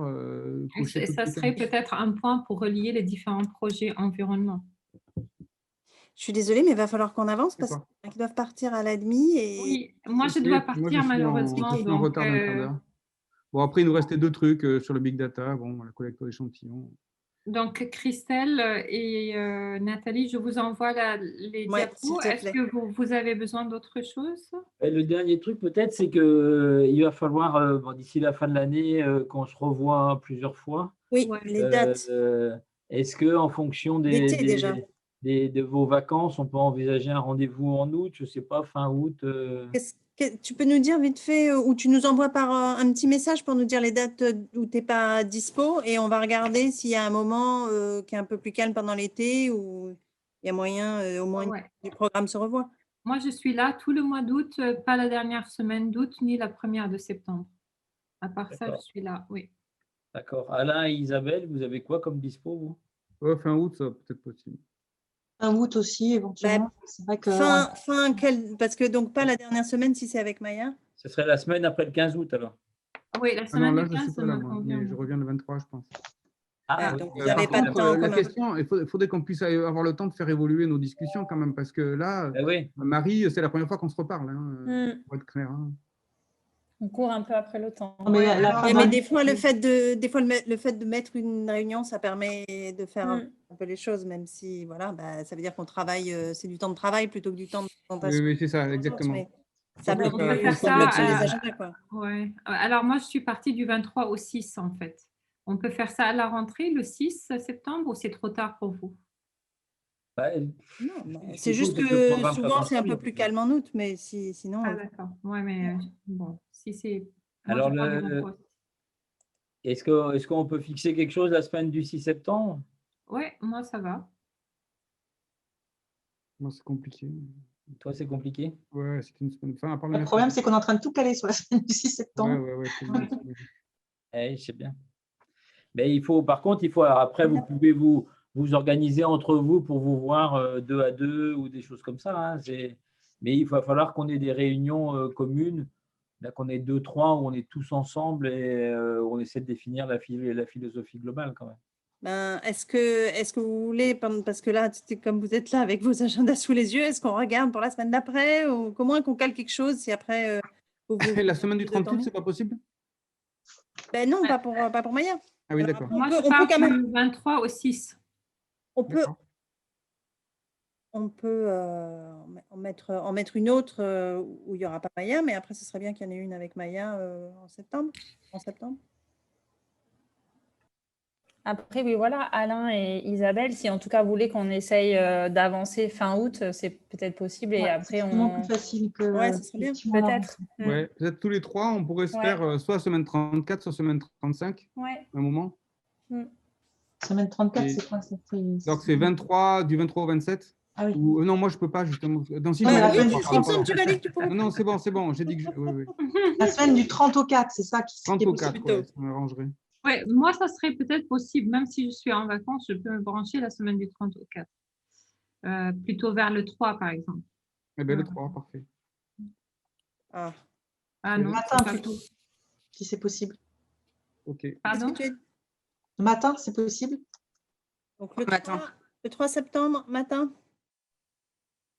Oui, c'est ce que j'ai noté. Vous voulez qu'on l'organise, qu'on vous mette un. Vous allez vous voir en vrai, ou vous voulez qu'on vous mette un Zoom ou quoi? Ah, ça va être en Zoom, si je ne suis pas là. Ah oui, bien sûr, tu n'es pas là. Ça va être Zoom. Moi, je vous remercie, mais je vais peut-être y aller parce que je suis Oui, en. mais moi aussi. Ouais, puis après, on va quand même écouter Isabelle. Ok, merci. Bon après-midi. à tout à l'heure. Merci Alain, merci Maya. Au revoir. À bientôt. Bah, du coup, il faut qu'on soit rapide quand même, parce que moi, c'est pareil, à la nuit, ça va Ouais. commencer à être compliqué. Juste peut-être, effectivement, on a plusieurs paquets là sur l'environnement. C'est vrai que celui qui vient d'être discuté, c'était celui qui était le plus articulé avec la clinique, on va dire. Et ensuite, les deux autres paquets, c'était un qui était très articulé avec les sciences environnementales et l'autre qui était plus articulé avec la biologie. Donc, en fait, il y avait quand même une cohérence par rapport à ça, c'est-à-dire que ce n'est pas forcément les mêmes partenariats. Et donc, voilà. Donc, après, il faut réfléchir comment on fait ça. Comme l'a dit Alain, on n'a pas eu le temps là, cette fin d'année de complètement… alors, je vous repasse très rapidement. Hein, le projet qui était avec l'environnement, c'était toujours avec l'équipe, avec les équipes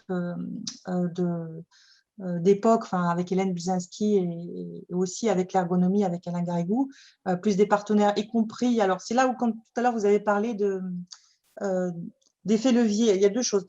Quand vous parlez d'effets leviers, la question, c'est est-ce que les financements déjà acquis, ça a le même sens ou pas? C'est-à-dire qu'on peut avoir un financement dans un autre cadre qui est déjà acquis, mais ce n'est pas ce qu'on appelle vraiment un effet levier. Ouais, ça. Et l'autre chose, c'est comment on valorise effectivement les collaborations, les autres collaborations hors Bordeaux, parce que là, nous, dans le cas de figure, on a évidemment des collaborations sur d'autres sites de France où il n'y a pas forcément de CIRIC. Donc, est-ce que ça compte pour rien? Ça, on a peut-être un élément de réponse parce que quand on a vu l'INCa la dernière fois, ils nous ont dit l'objectif aussi, c'est que les CIRIC deviennent un peu des leaders de réseau sur des thématiques spécifiques. Tu te rappelles, Pierre, hein, je me souviens, Ouais. pas forcément sur des sites CIRIC. Et donc, on pourrait se dire, tu vois, là, le valoriser dans le sens où voilà, on est un peu tête de pont sur une thématique spécifique en emportant avec nous d'autres sites, pas forcément CIRIC, tu vois. Donc ça, je pense que ce soit l'INCa qui l'ait dit, ça. Ouais. Donc, c'est Ouais, notre si, si. petit groupe qui l'avait dit. T'es sûr que c'est l'INCa? Non, si, il l'avait dit. Si, je pense que si. On s'était dit, même que ça devait, même pas qu'au niveau national, il y avait après au niveau réseau, même européen, etc. Tu sais. On devait être de. Si, il me semble que si. Je ne vais peut-être pas passer toutes les diapos. Enfin, je vais vous les envoyer, en fait, les diapos. Ça sera plus simple pour qu'on puisse discuter plus. Donc, j'ai repris les éléments de contexte qui étaient spécifiques et les questions, mais on les a déjà posées. Ce que je vais revenir, c'est peut-être plus du coup. Donc, je vous rappelle, pour ce premier paquet, les 3 projets qui étaient dedans, c'était médicaments anticancéreux chez les professionnels de santé exposés. C'était projet en viticulture par rapport à l'exposition tout au long de l'année et d'estimer les expositions vie entière. Et les expositions environnementales aux pesticides au travers d'analyse géographique des expositions. Donc, c'est plus méthodologique, souvent très articulé avec la partie environnement qui était listée. Bon, quelque part, il n'y a pas tellement de remise en cause, il me semble, pas que je me trompe, entre les 2 projets. Si sur celui-là, il était dans la partie moyenne, il n'était pas dans la partie supérieure des évaluations. Et sur celui-là, faut pas que je mélange tout. Celui-là, les remarques étaient. Donc, vous aurez voulu plus de détails sur la méthodologie des projets, notamment sur la taille des échantillons. Bon, ça, on peut le fournir, il n'y a pas trop de problème.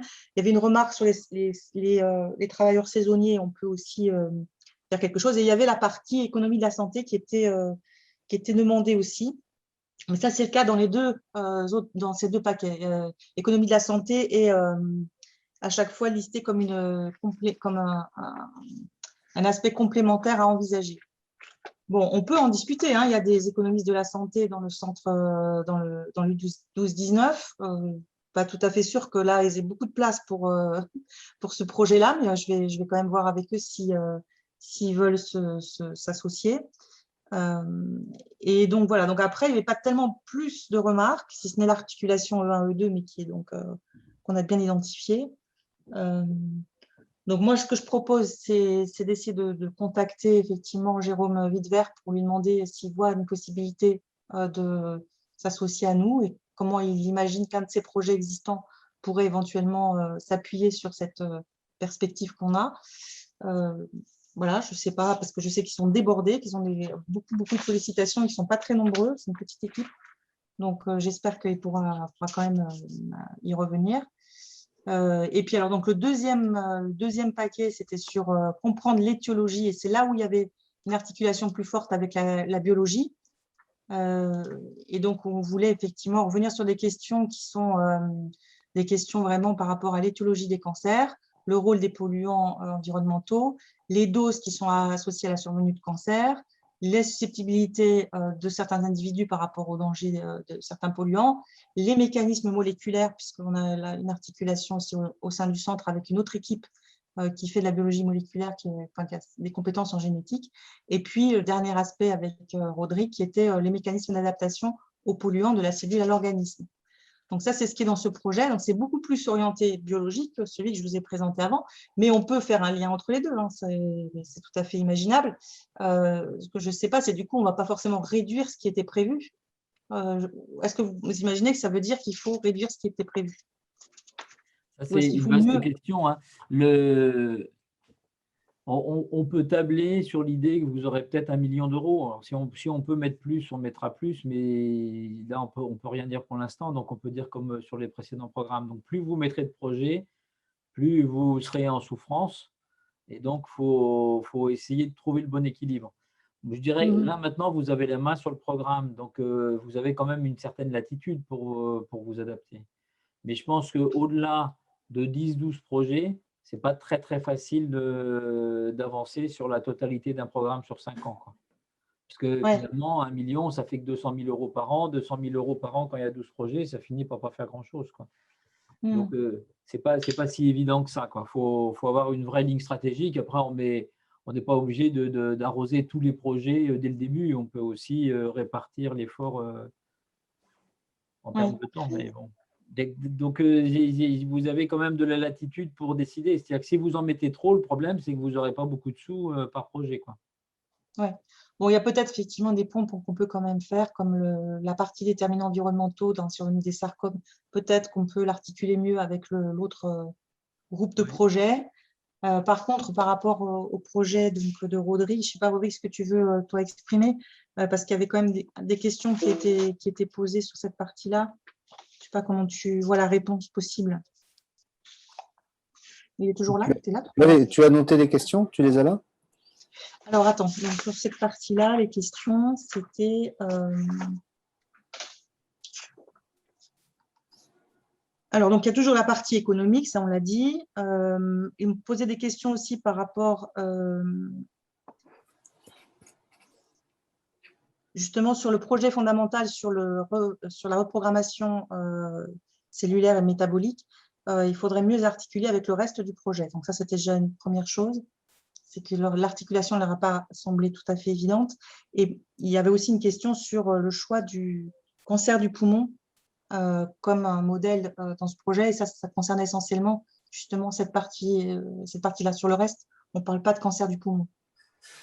Non, c'est vrai. Le lien, en fait, c'est plutôt, je pense, dans la façon de présenter, mais le lien, il est assez clair, hein. Les inhibiteurs utilisés comme pesticides, les SDHI notamment, sont des inhibiteurs de la chaîne respiratoire mitochondriale. Donc, au-delà de l'adaptation, c'est la question qui est posée, c'est ces inhibiteurs-là sont associés au cancer et comment est-ce que ça fonctionne? Oui, il y a toute une discussion. Hein. Est-ce qu'ils sont associés? Et il y a un débat actuel sur ces molécules. Et oui, comment ça marche? Sur le plan toxicologique, je pense qu'effectivement, mais il y a pas mal d'équipes qui sont dessus aussi, donc il faut faire attention. Alors oui et non, parce qu'en fait, on se rend compte qu'aujourd'hui, sur les SDHI, il y a pas mal de données génétiques qui lient l'inhibition du complexe 2 au cancer. Donc ça, c'est clair et net, c'est avéré. Par contre, au niveau préclinique sur ces pesticides-là, mis à part certains rapports officiels de l'EFSA qui indiquent en fait la survenue de certains cancers, il y a peu d'études dans les données bibliographiques. C'est la faiblesse et c'est le manque. Il y a vraiment un manque à ce niveau-là qui est identifié sur les SDHI.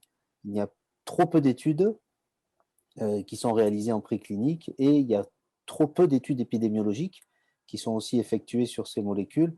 Et l'épidémio va nous donner les doses, les temps d'exposition, etc. Oui, mais on a un vrai problème sur le plan épidémiologique parce qu'en réalité, la mise sur le marché, à part la carboxyne qui a été mise sur le marché en 68 et le Boscalid en 2005, donc on est presque à 15 ans, mais tout juste, on n'a pas suffisamment de recul sur toutes les nouvelles molécules là, qui ont été mises sur le marché. Sur le plan épidémio, on est à 5-6 ans en fait par rapport à leur mise sur le marché, 10 ans maximum.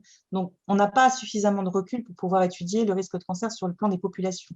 À part la carboxyne, mais bon, la carboxyne, c'est des usages très particuliers qui étaient sur des traitements de semences ou des traitements de pommes de terre. Donc, ce n'est pas du tout évident d'aller sur ces types d'expositions. Dans l'agrégat, on a commencé à regarder. Après, la question, c'est est-ce qu'il faut s'imiter au SDHI? Parce qu'on sait très bien que l'impact sur la mitochondrie, ce n'est pas uniquement ce groupe-là, même si c'est celui qui a été mis en avant dans les alertes, etc. Il y a plein d'autres véhicules. Oui, c'est vrai. C'est vrai, mais au moins, ce qu'on peut dire, c'est que le mécanisme d'action, c'est l'inhibition de la SDH, le complexe 2 de la chaîne respiratoire mitochondriale. Oui. Donc, c'est pour ça. Et comme ce que disait Pierre au début, il faut essayer de mettre en avant les forces. On a des forces sur l'étude du métabolisme de la mitochondrie dans le cancer. Donc là, il y a vraiment un point de synergie intéressant. Mais c'est vrai qu'il faut voir au niveau épidémiologique, qu'est-ce qu'on peut faire avec l'exposition à ces molécules-là? Est-ce qu'on peut sortir des données? Sinon, on peut orienter plus sur l'aspect préclinique, le temps qu'on puisse faire des études épidémiologiques. Oui, bon, je pense qu'il faut qu'on refasse une discussion entre nous sur ces points-là, parce qu'on a écrit les choses de toute façon un peu aussi dans l'urgence, comme souvent. Mais Après, moi, je ne suis pas sûre qu'il faille seulement, parce que certes, c'est le mécanisme d'action, il y a plein d'autres pesticides dont c'est le mécanisme d'action d'agir sur la respiration cellulaire, hein. Il n'y a pas que les SDHI, hein. Oui, il y a eu Ça la va pas roténane avant. pas C'est forcément d'ailleurs, sur le même complexe, effectivement, mais il y en a beaucoup d'autres. il y en a beaucoup Peut-être d'autres. depuis plus longtemps sur le marché. Donc, ça peut ouvrir aussi des Oui, réflexions particulières. et notamment au niveau des combinaisons, puisqu'en plus ces pesticides sont associés souvent, si bien qu'on se pose la question aujourd'hui, lorsqu'on va avoir un inhibiteur du 2 et un inhibiteur du 1, là, ça va devenir vraiment très dangereux. Et donc, il y a toutes ces questions qui sont posées, qu'on peut modéliser in vitro, in vivo. Et je pense que c'est un programme qui a du sens et qui fait appel aux forces locales. Globalement, ce projet-là, enfin cet ensemble-là, n'est pas tellement questionné. Il n'y avait pas, en tout cas, de critique majeure. Il faut juste qu'on retravaille, je pense, la présentation. Et c'est plus de comment on articule avec les deux autres volets où il y avait le mot d'exposome. Mais pour moi, il y avait peut-être le mot d'exposome, mais ce n'était quand même pas du tout les mêmes orientations ni les mêmes partenaires, hein. C'est toujours le piège. Mais bon, on va quand même faire en sorte d'améliorer cette lisibilité. Et pour la question posée sur les cancers, c'est vrai que c'était dans le rapport de l'EFSA sur la carboxyne, il y a une augmentation du nombre de cancers de poumon dans les modèles qui sont testés avec les deux tests au CDE. Donc, c'est pour ça qu'on avait trouvé un lien intéressant avec le poumon. Ça, c'est la première raison, mais il faut avoir du recrutement, etc. Et la deuxième cancer qui est intéressant, on le voit aujourd'hui sur les SDHI, notamment sur les modèles animaux, là encore dans les tests au CDE, c'est le cancer de la thyroïde. Et donc voilà, il y a des pistes, il y a des Ça, c'est logiques. les pistes toxicologiques. Après, Oui. on n'est pas sûr que les mêmes mécanismes, enfin du moins les mêmes, que ce soit valable chez l'homme. C'est la question posée, c'est exactement ça en fait, c'est vraiment la question posée. Sur ces modèles murins, on a ça. Et Alain Monro parlait de la mitotoxicité qui travaille avec Toulouse. Et effectivement, c'est notre spécificité. Donc là, la question posée, c'est la toxicité mitochondriale de toutes ces molécules. Et donc, effectivement, est-ce que les modèles murins sont des bons modèles pour évaluer la mitotoxicité? On sait, par exemple, et on ne va pas prendre trop de temps, mais les inhibiteurs génétiques du complexe 2, on n'arrive pas à créer de modèles de souris transgéniques avec des mutations dans le complexe 2 qui développent des cancers. Alors que chez l'homme, les mutations SDH développent des cancers. Donc, les modèles ont des faiblesses.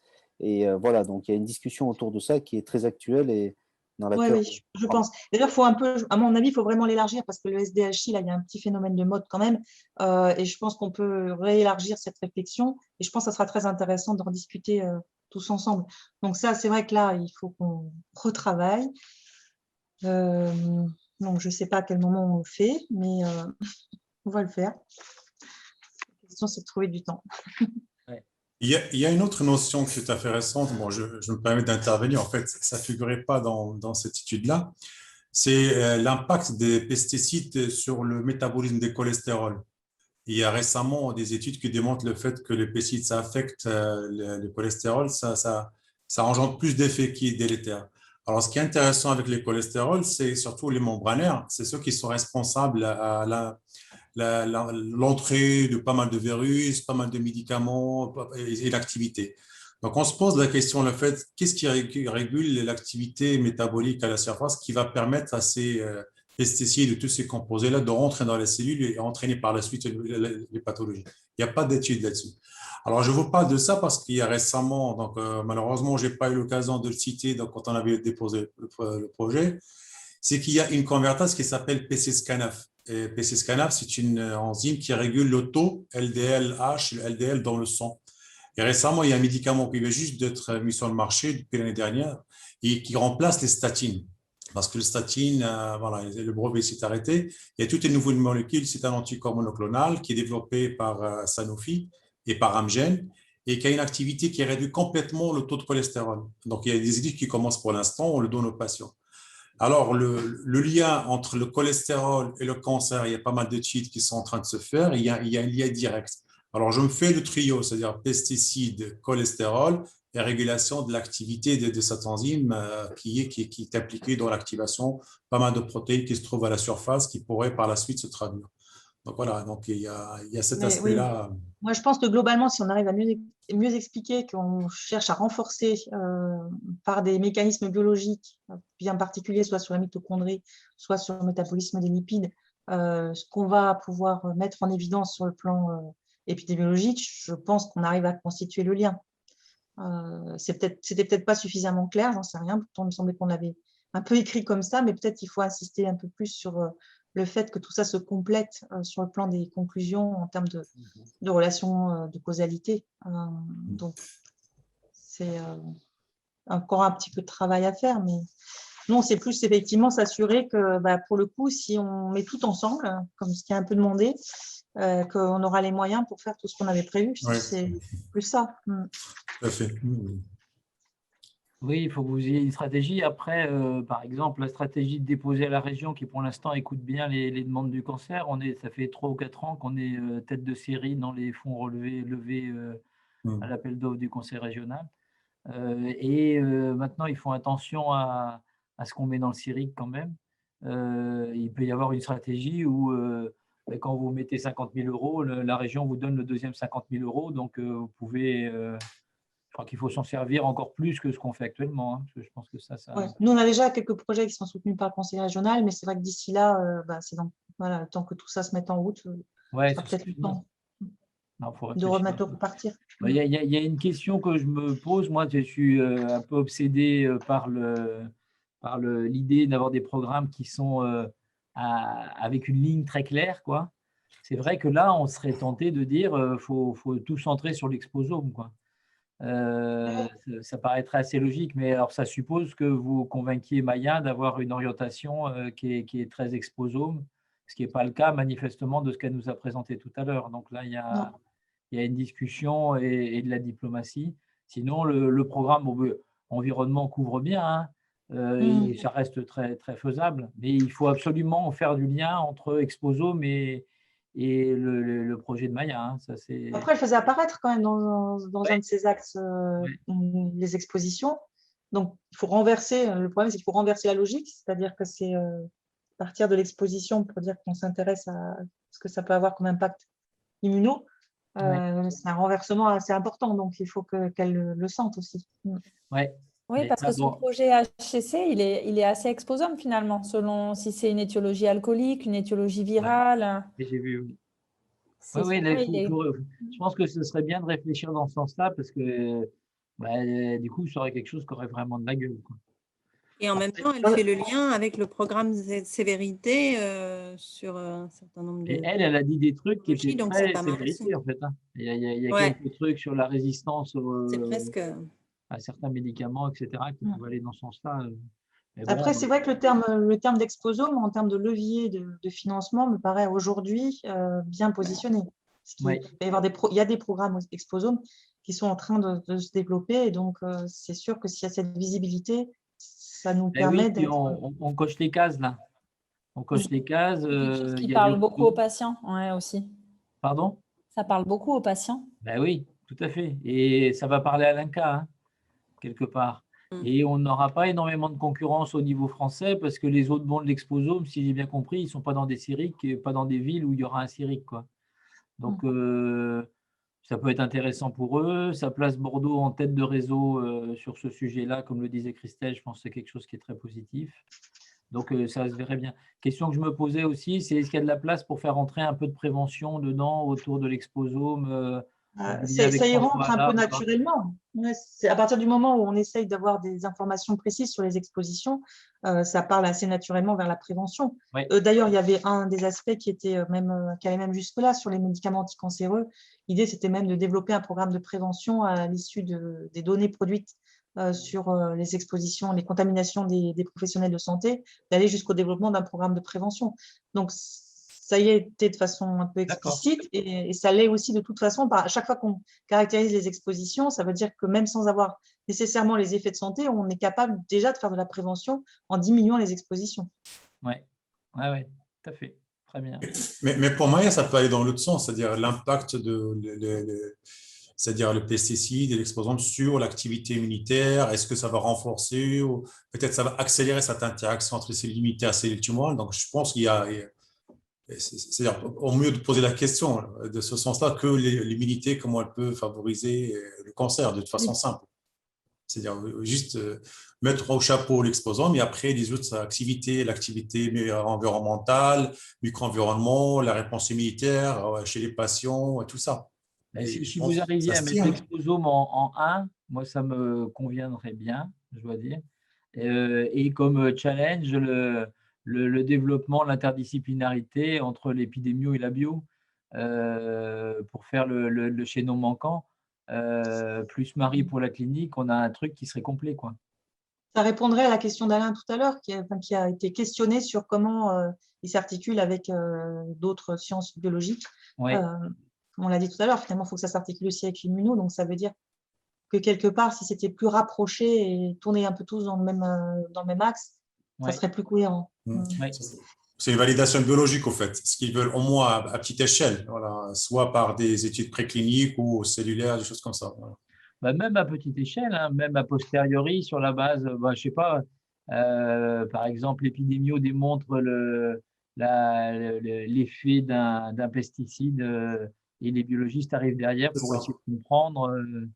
Et je sais pas, il y a des trucs qui me semblent fous, moi, c'est que tous ces pesticides, ils rentrent sur le marché comme si de rien n'était, sans précaution du tout au niveau de la santé. Non, il y a quand même des très gros dossiers d'homologation, hein, voilà, qui existent depuis très longtemps et beaucoup plus, on va dire, conséquents que pour toutes les autres substances chimiques. Mais néanmoins, c'est vrai que du coup, c'est testé. Alors, il manque un certain nombre de tests. Hein, on discutait sur les SDHI, c'est que sans doute il y a des choses à améliorer au niveau de l'homologation pour certaines substances, certains mécanismes. Donc, ça, c'est une des retombées possibles. Mais par ailleurs, il y a effectivement le fait que c'est testé sur des modèles et sur l'animal. Et qu'on ne sait toujours pas ce que ça donne quand c'est à des larges échelles de population que c'est diffusé. Donc, c'est des effets rares qui se produisent que quand on est maintenant ensuite sur des populations.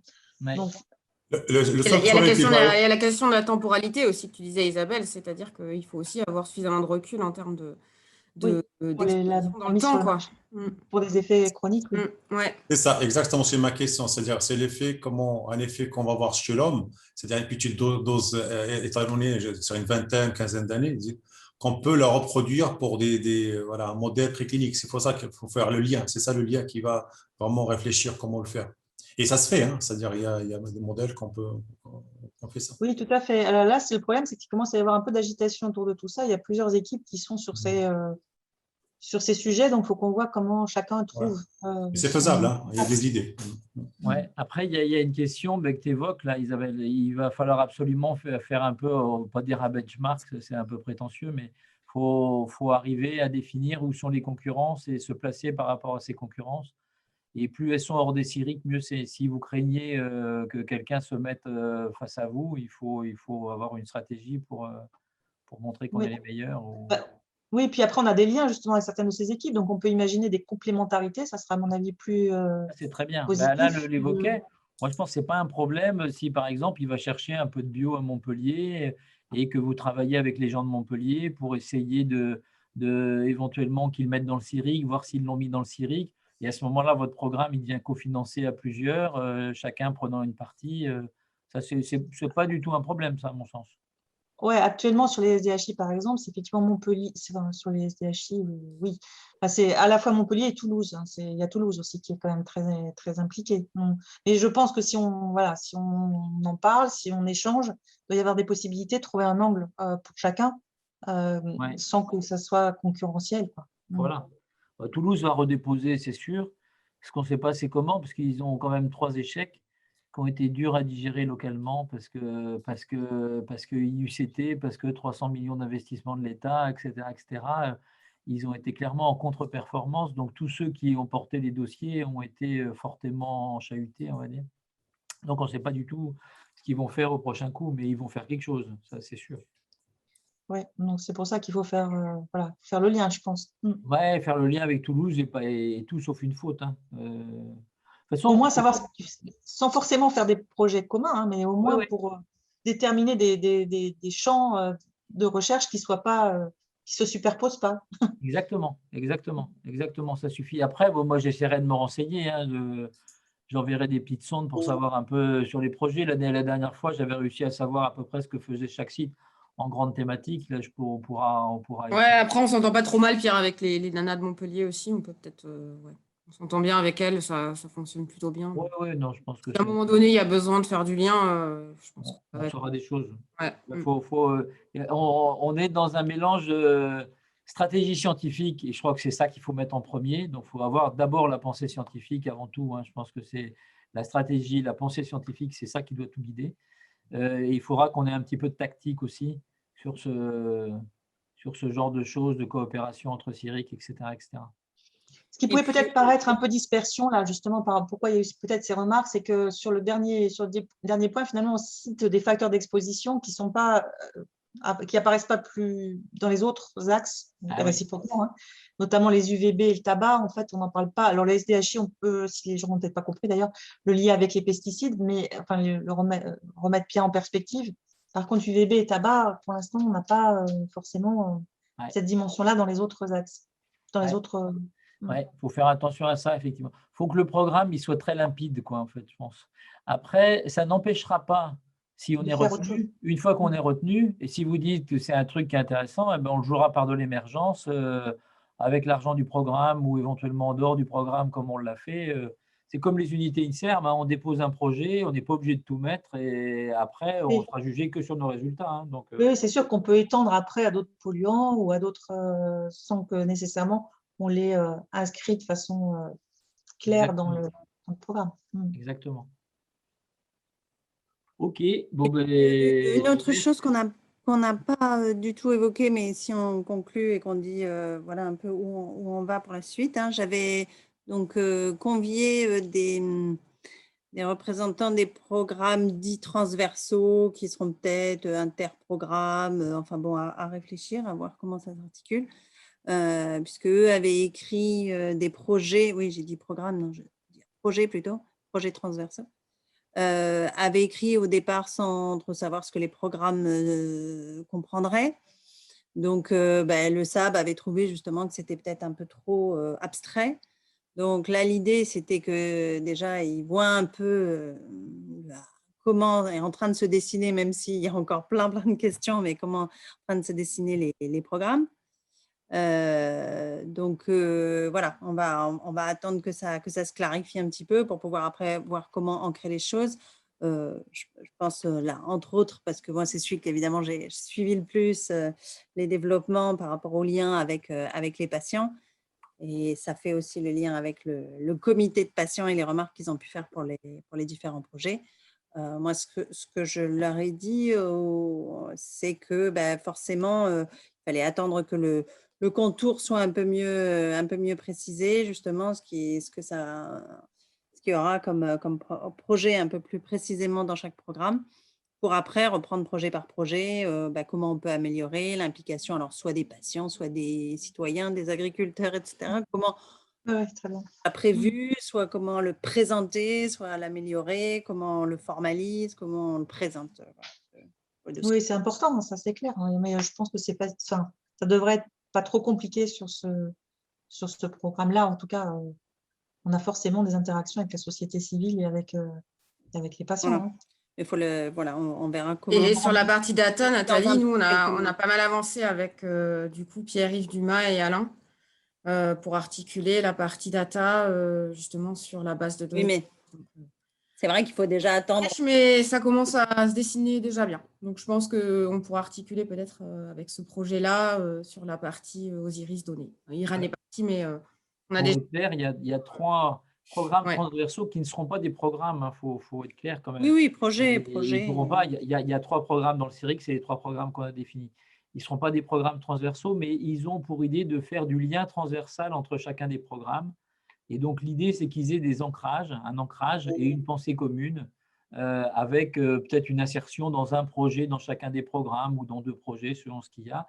Et les 3 organisations, c'était la pensée patient avec Béatrice, la pensée philosophie des sciences avec Maël et Thomas Pradeux, et puis la pensée base de données, qui elle aussi est relativement facile à insérer et à réfléchir.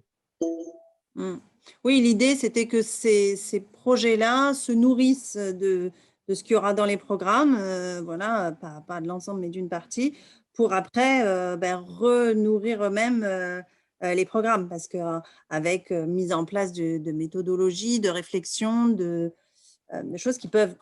Voilà, nous, on va essayer de présenter un joli schéma pour qu'ils comprennent ça à l'INCa, pour montrer que ça prend dans le programme et ça le nourrit à mesure. C'est une stratégie de base de données qui communiquent les unes avec les autres pour que si un jour on a envie de les souder, on puisse les souder. C'est l'idée d'essayer de donner du sens à la science avec des projets. Et pareil, une même pensée véhiculée dans pas mal de projets plutôt de biologie avec Maël et Thomas. Et puis, c'est une vraie pensée patient avec peut-être de l'observation, bien sûr, mais aussi des conclusions, des aboutissements qui puissent faire évoluer un peu les choses côté patient. Donc, voilà. OK. Super. De toute façon, vous vous êtes lancé, donc vous avez toute liberté de vous réunir 2 à 2, 3, 4, 5, 6, tout ce que vous voulez. Et puis nous, on va vous proposer, mais on a déjà fixé la première réunion, de se revoir tous ensemble de temps en temps pour essayer de baliser, avancer. On est, Nathalie, Christelle et moi, à votre disposition chaque fois que nécessaire, il ne faut pas hésiter. Et pour le coup, ce qu'on vient de discuter sur fin août, là, je ne sais plus la date d'ailleurs, est-ce que ça ne devrait pas être global sur les discussions? Parce que là… Oui, la date qu'on avait… Le 3 septembre, le 3 septembre au matin. C'est le 3 septembre qu'on a dit. Ouais. Je sais plus ce qu'on a dit. Oui, 3 septembre, pardon. Oui. Est-ce que Global, ça pourrait pas être… Ce que je veux dire, c'est que là, tout à l'heure, on a discuté qu'il fallait qu'il y ait une articulation immuno et le programme sur l'impact de l'exposome sur les traitements. Mais est-ce que ça ne devrait pas aussi être en même temps? Parce que si on considère que l'immuno doit peut-être se réintégrer différemment, est-ce qu'il ne faut pas qu'on soit tous là? Oui, c'est-à-dire, je pense qu'elle se connectera, Maya. Je pense qu'elle sera là, hein, Maya aussi. OK, d'accord. Oui, oui, elle a dit qu'elle sera en vacances, mais qu'elle se débrouillerait pour être là. D'accord, donc c'est bien. On fait une réunion le 3 au matin. OK, ça marche. Ouais. Après, si Marie peut en causer comme ça un petit peu, ouais. En amont, je pense que si elle arrive, comme là, elle est arrivée avec le programme refondu, machin, tac, voilà, etc. Ce n'était pas forcément pour qu'on discute autour de ça. Donc, si Marie peut… Et là, du coup, elle s'absente 15 jours, elle repart au Canada et quand elle revient mi-juillet, du coup, j'ai pris des petites notes, je vais essayer d'en reparler en douceur. Ouais, voilà, dans le même esprit, ça n'empêche pas de faire des choses derrière, mais dans la vente, entre guillemets, je pense que ce serait un vrai plus. Ça marche. Et ça serait quelque chose pour le pôle de Bordeaux, montrer que on élargit la pensée exposome à des réflexions biologiques qui est quand même un vrai plus. Bon, il y a déjà Rodrigue qui est branché, l'autre Magid est branché aussi. Si Maya Co peut avoir cette pensée-là aussi. C'est vrai que ça donnerait une vraie force si on va des sciences environnementales jusqu'à le retombé. Les populations au micro-environnement. À la microcellule. Après, pareil, le titre, on a mis environnement, c'est vous qui allez mettre ce que vous voulez. Hein. Je pense que moi, je serais assez pour qu'Exposome apparaisse parce que je pense que ça va être fait dans le sens. Et puis, ça colle à l'image d'excellence de Bordeaux, donc je pense que c'est bien. Mais vous faites ce que vous voulez comme titre. L'exposome, c'est à la mode en ce moment. Hein. C'est-à-dire, c'est vendeur, c'est ça. C'est-à-dire, point de vue. Oui, c'est à la mode, mais c'est quand même pas d'hier qu'on s'occupe des expositions. Hein. Donc, c'est juste une histoire de terme. Donc, voilà. Donc, mais je pense qu'effectivement, ça peut aider en tout cas pour après postuler. Alors, pour le coup, c'est l'effet levier. C'est comme il va y avoir un certain nombre d'appels d'offres qui vont être ciblés exposome. Si on dit qu'on est déjà très clairement identifié comme ça dans le CIRIC, je pense que ça peut vraiment aider. Oui, c'est une bonne idée. C'est surtout lier l'épidémie avec la biologie. C'est quelque chose de concret, avec quelque chose de large, population, je pense. L'environnement, n'oubliez pas l'environnement, c'est encore une Oui, l'environnement, effectivement. Oui, tout à fait. Ouais. Bon, faut que ça soit clair, simple et homogène. C'est ça ce qu'il a. Peut-être pas qu'on en demande trop, il faut qu'on demande des choses qui soient très liées entre elles, en fait. Ouais. Exactement. Même si on n'a fait pas tout apparaître, mais qu'on montre qu'il y a vraiment une cohérence entre les différentes choses. Et je pense que c'est réellement possible par rapport à ce qu'on a vu aujourd'hui. Voilà. Mais le terme ambitieux qui a été dans les critiques de certains projets était plutôt critique, quoi, en disant c'est beau, c'est superbe, c'est ce qu'il faut faire, etc. Mais ils n'y arriveront pas en 5 ans avec le budget d'un CIRIC, quoi. Donc, il faut arriver à être assez cohérent pour qu'ils se disent bah ouais, ils sont aptes à le faire parce qu'ils sont très bons, parce qu'ils en ont les moyens, parce qu'ils ont l'air de bien travailler ensemble, parce qu'ils posent bien les questions et parce qu'ils Oui, voilà, vont avoir ils les savent où moyens ils pour le vont. faire. Voilà. Je pense qu'il y a cette stratégie-là, il faut leur donner confiance, quoi. Ok, bon, mais super. Mais on vous met on vous bloque le calendrier le 3 septembre au matin, on vous met un Zoom, tout ça, que ce soit déjà Super, dans les on peut agendas le avant faire que tout le monde aussi, parte hein. en vacances. Et puis, ceux qu'on ne voit pas, on vous souhaite un bel été.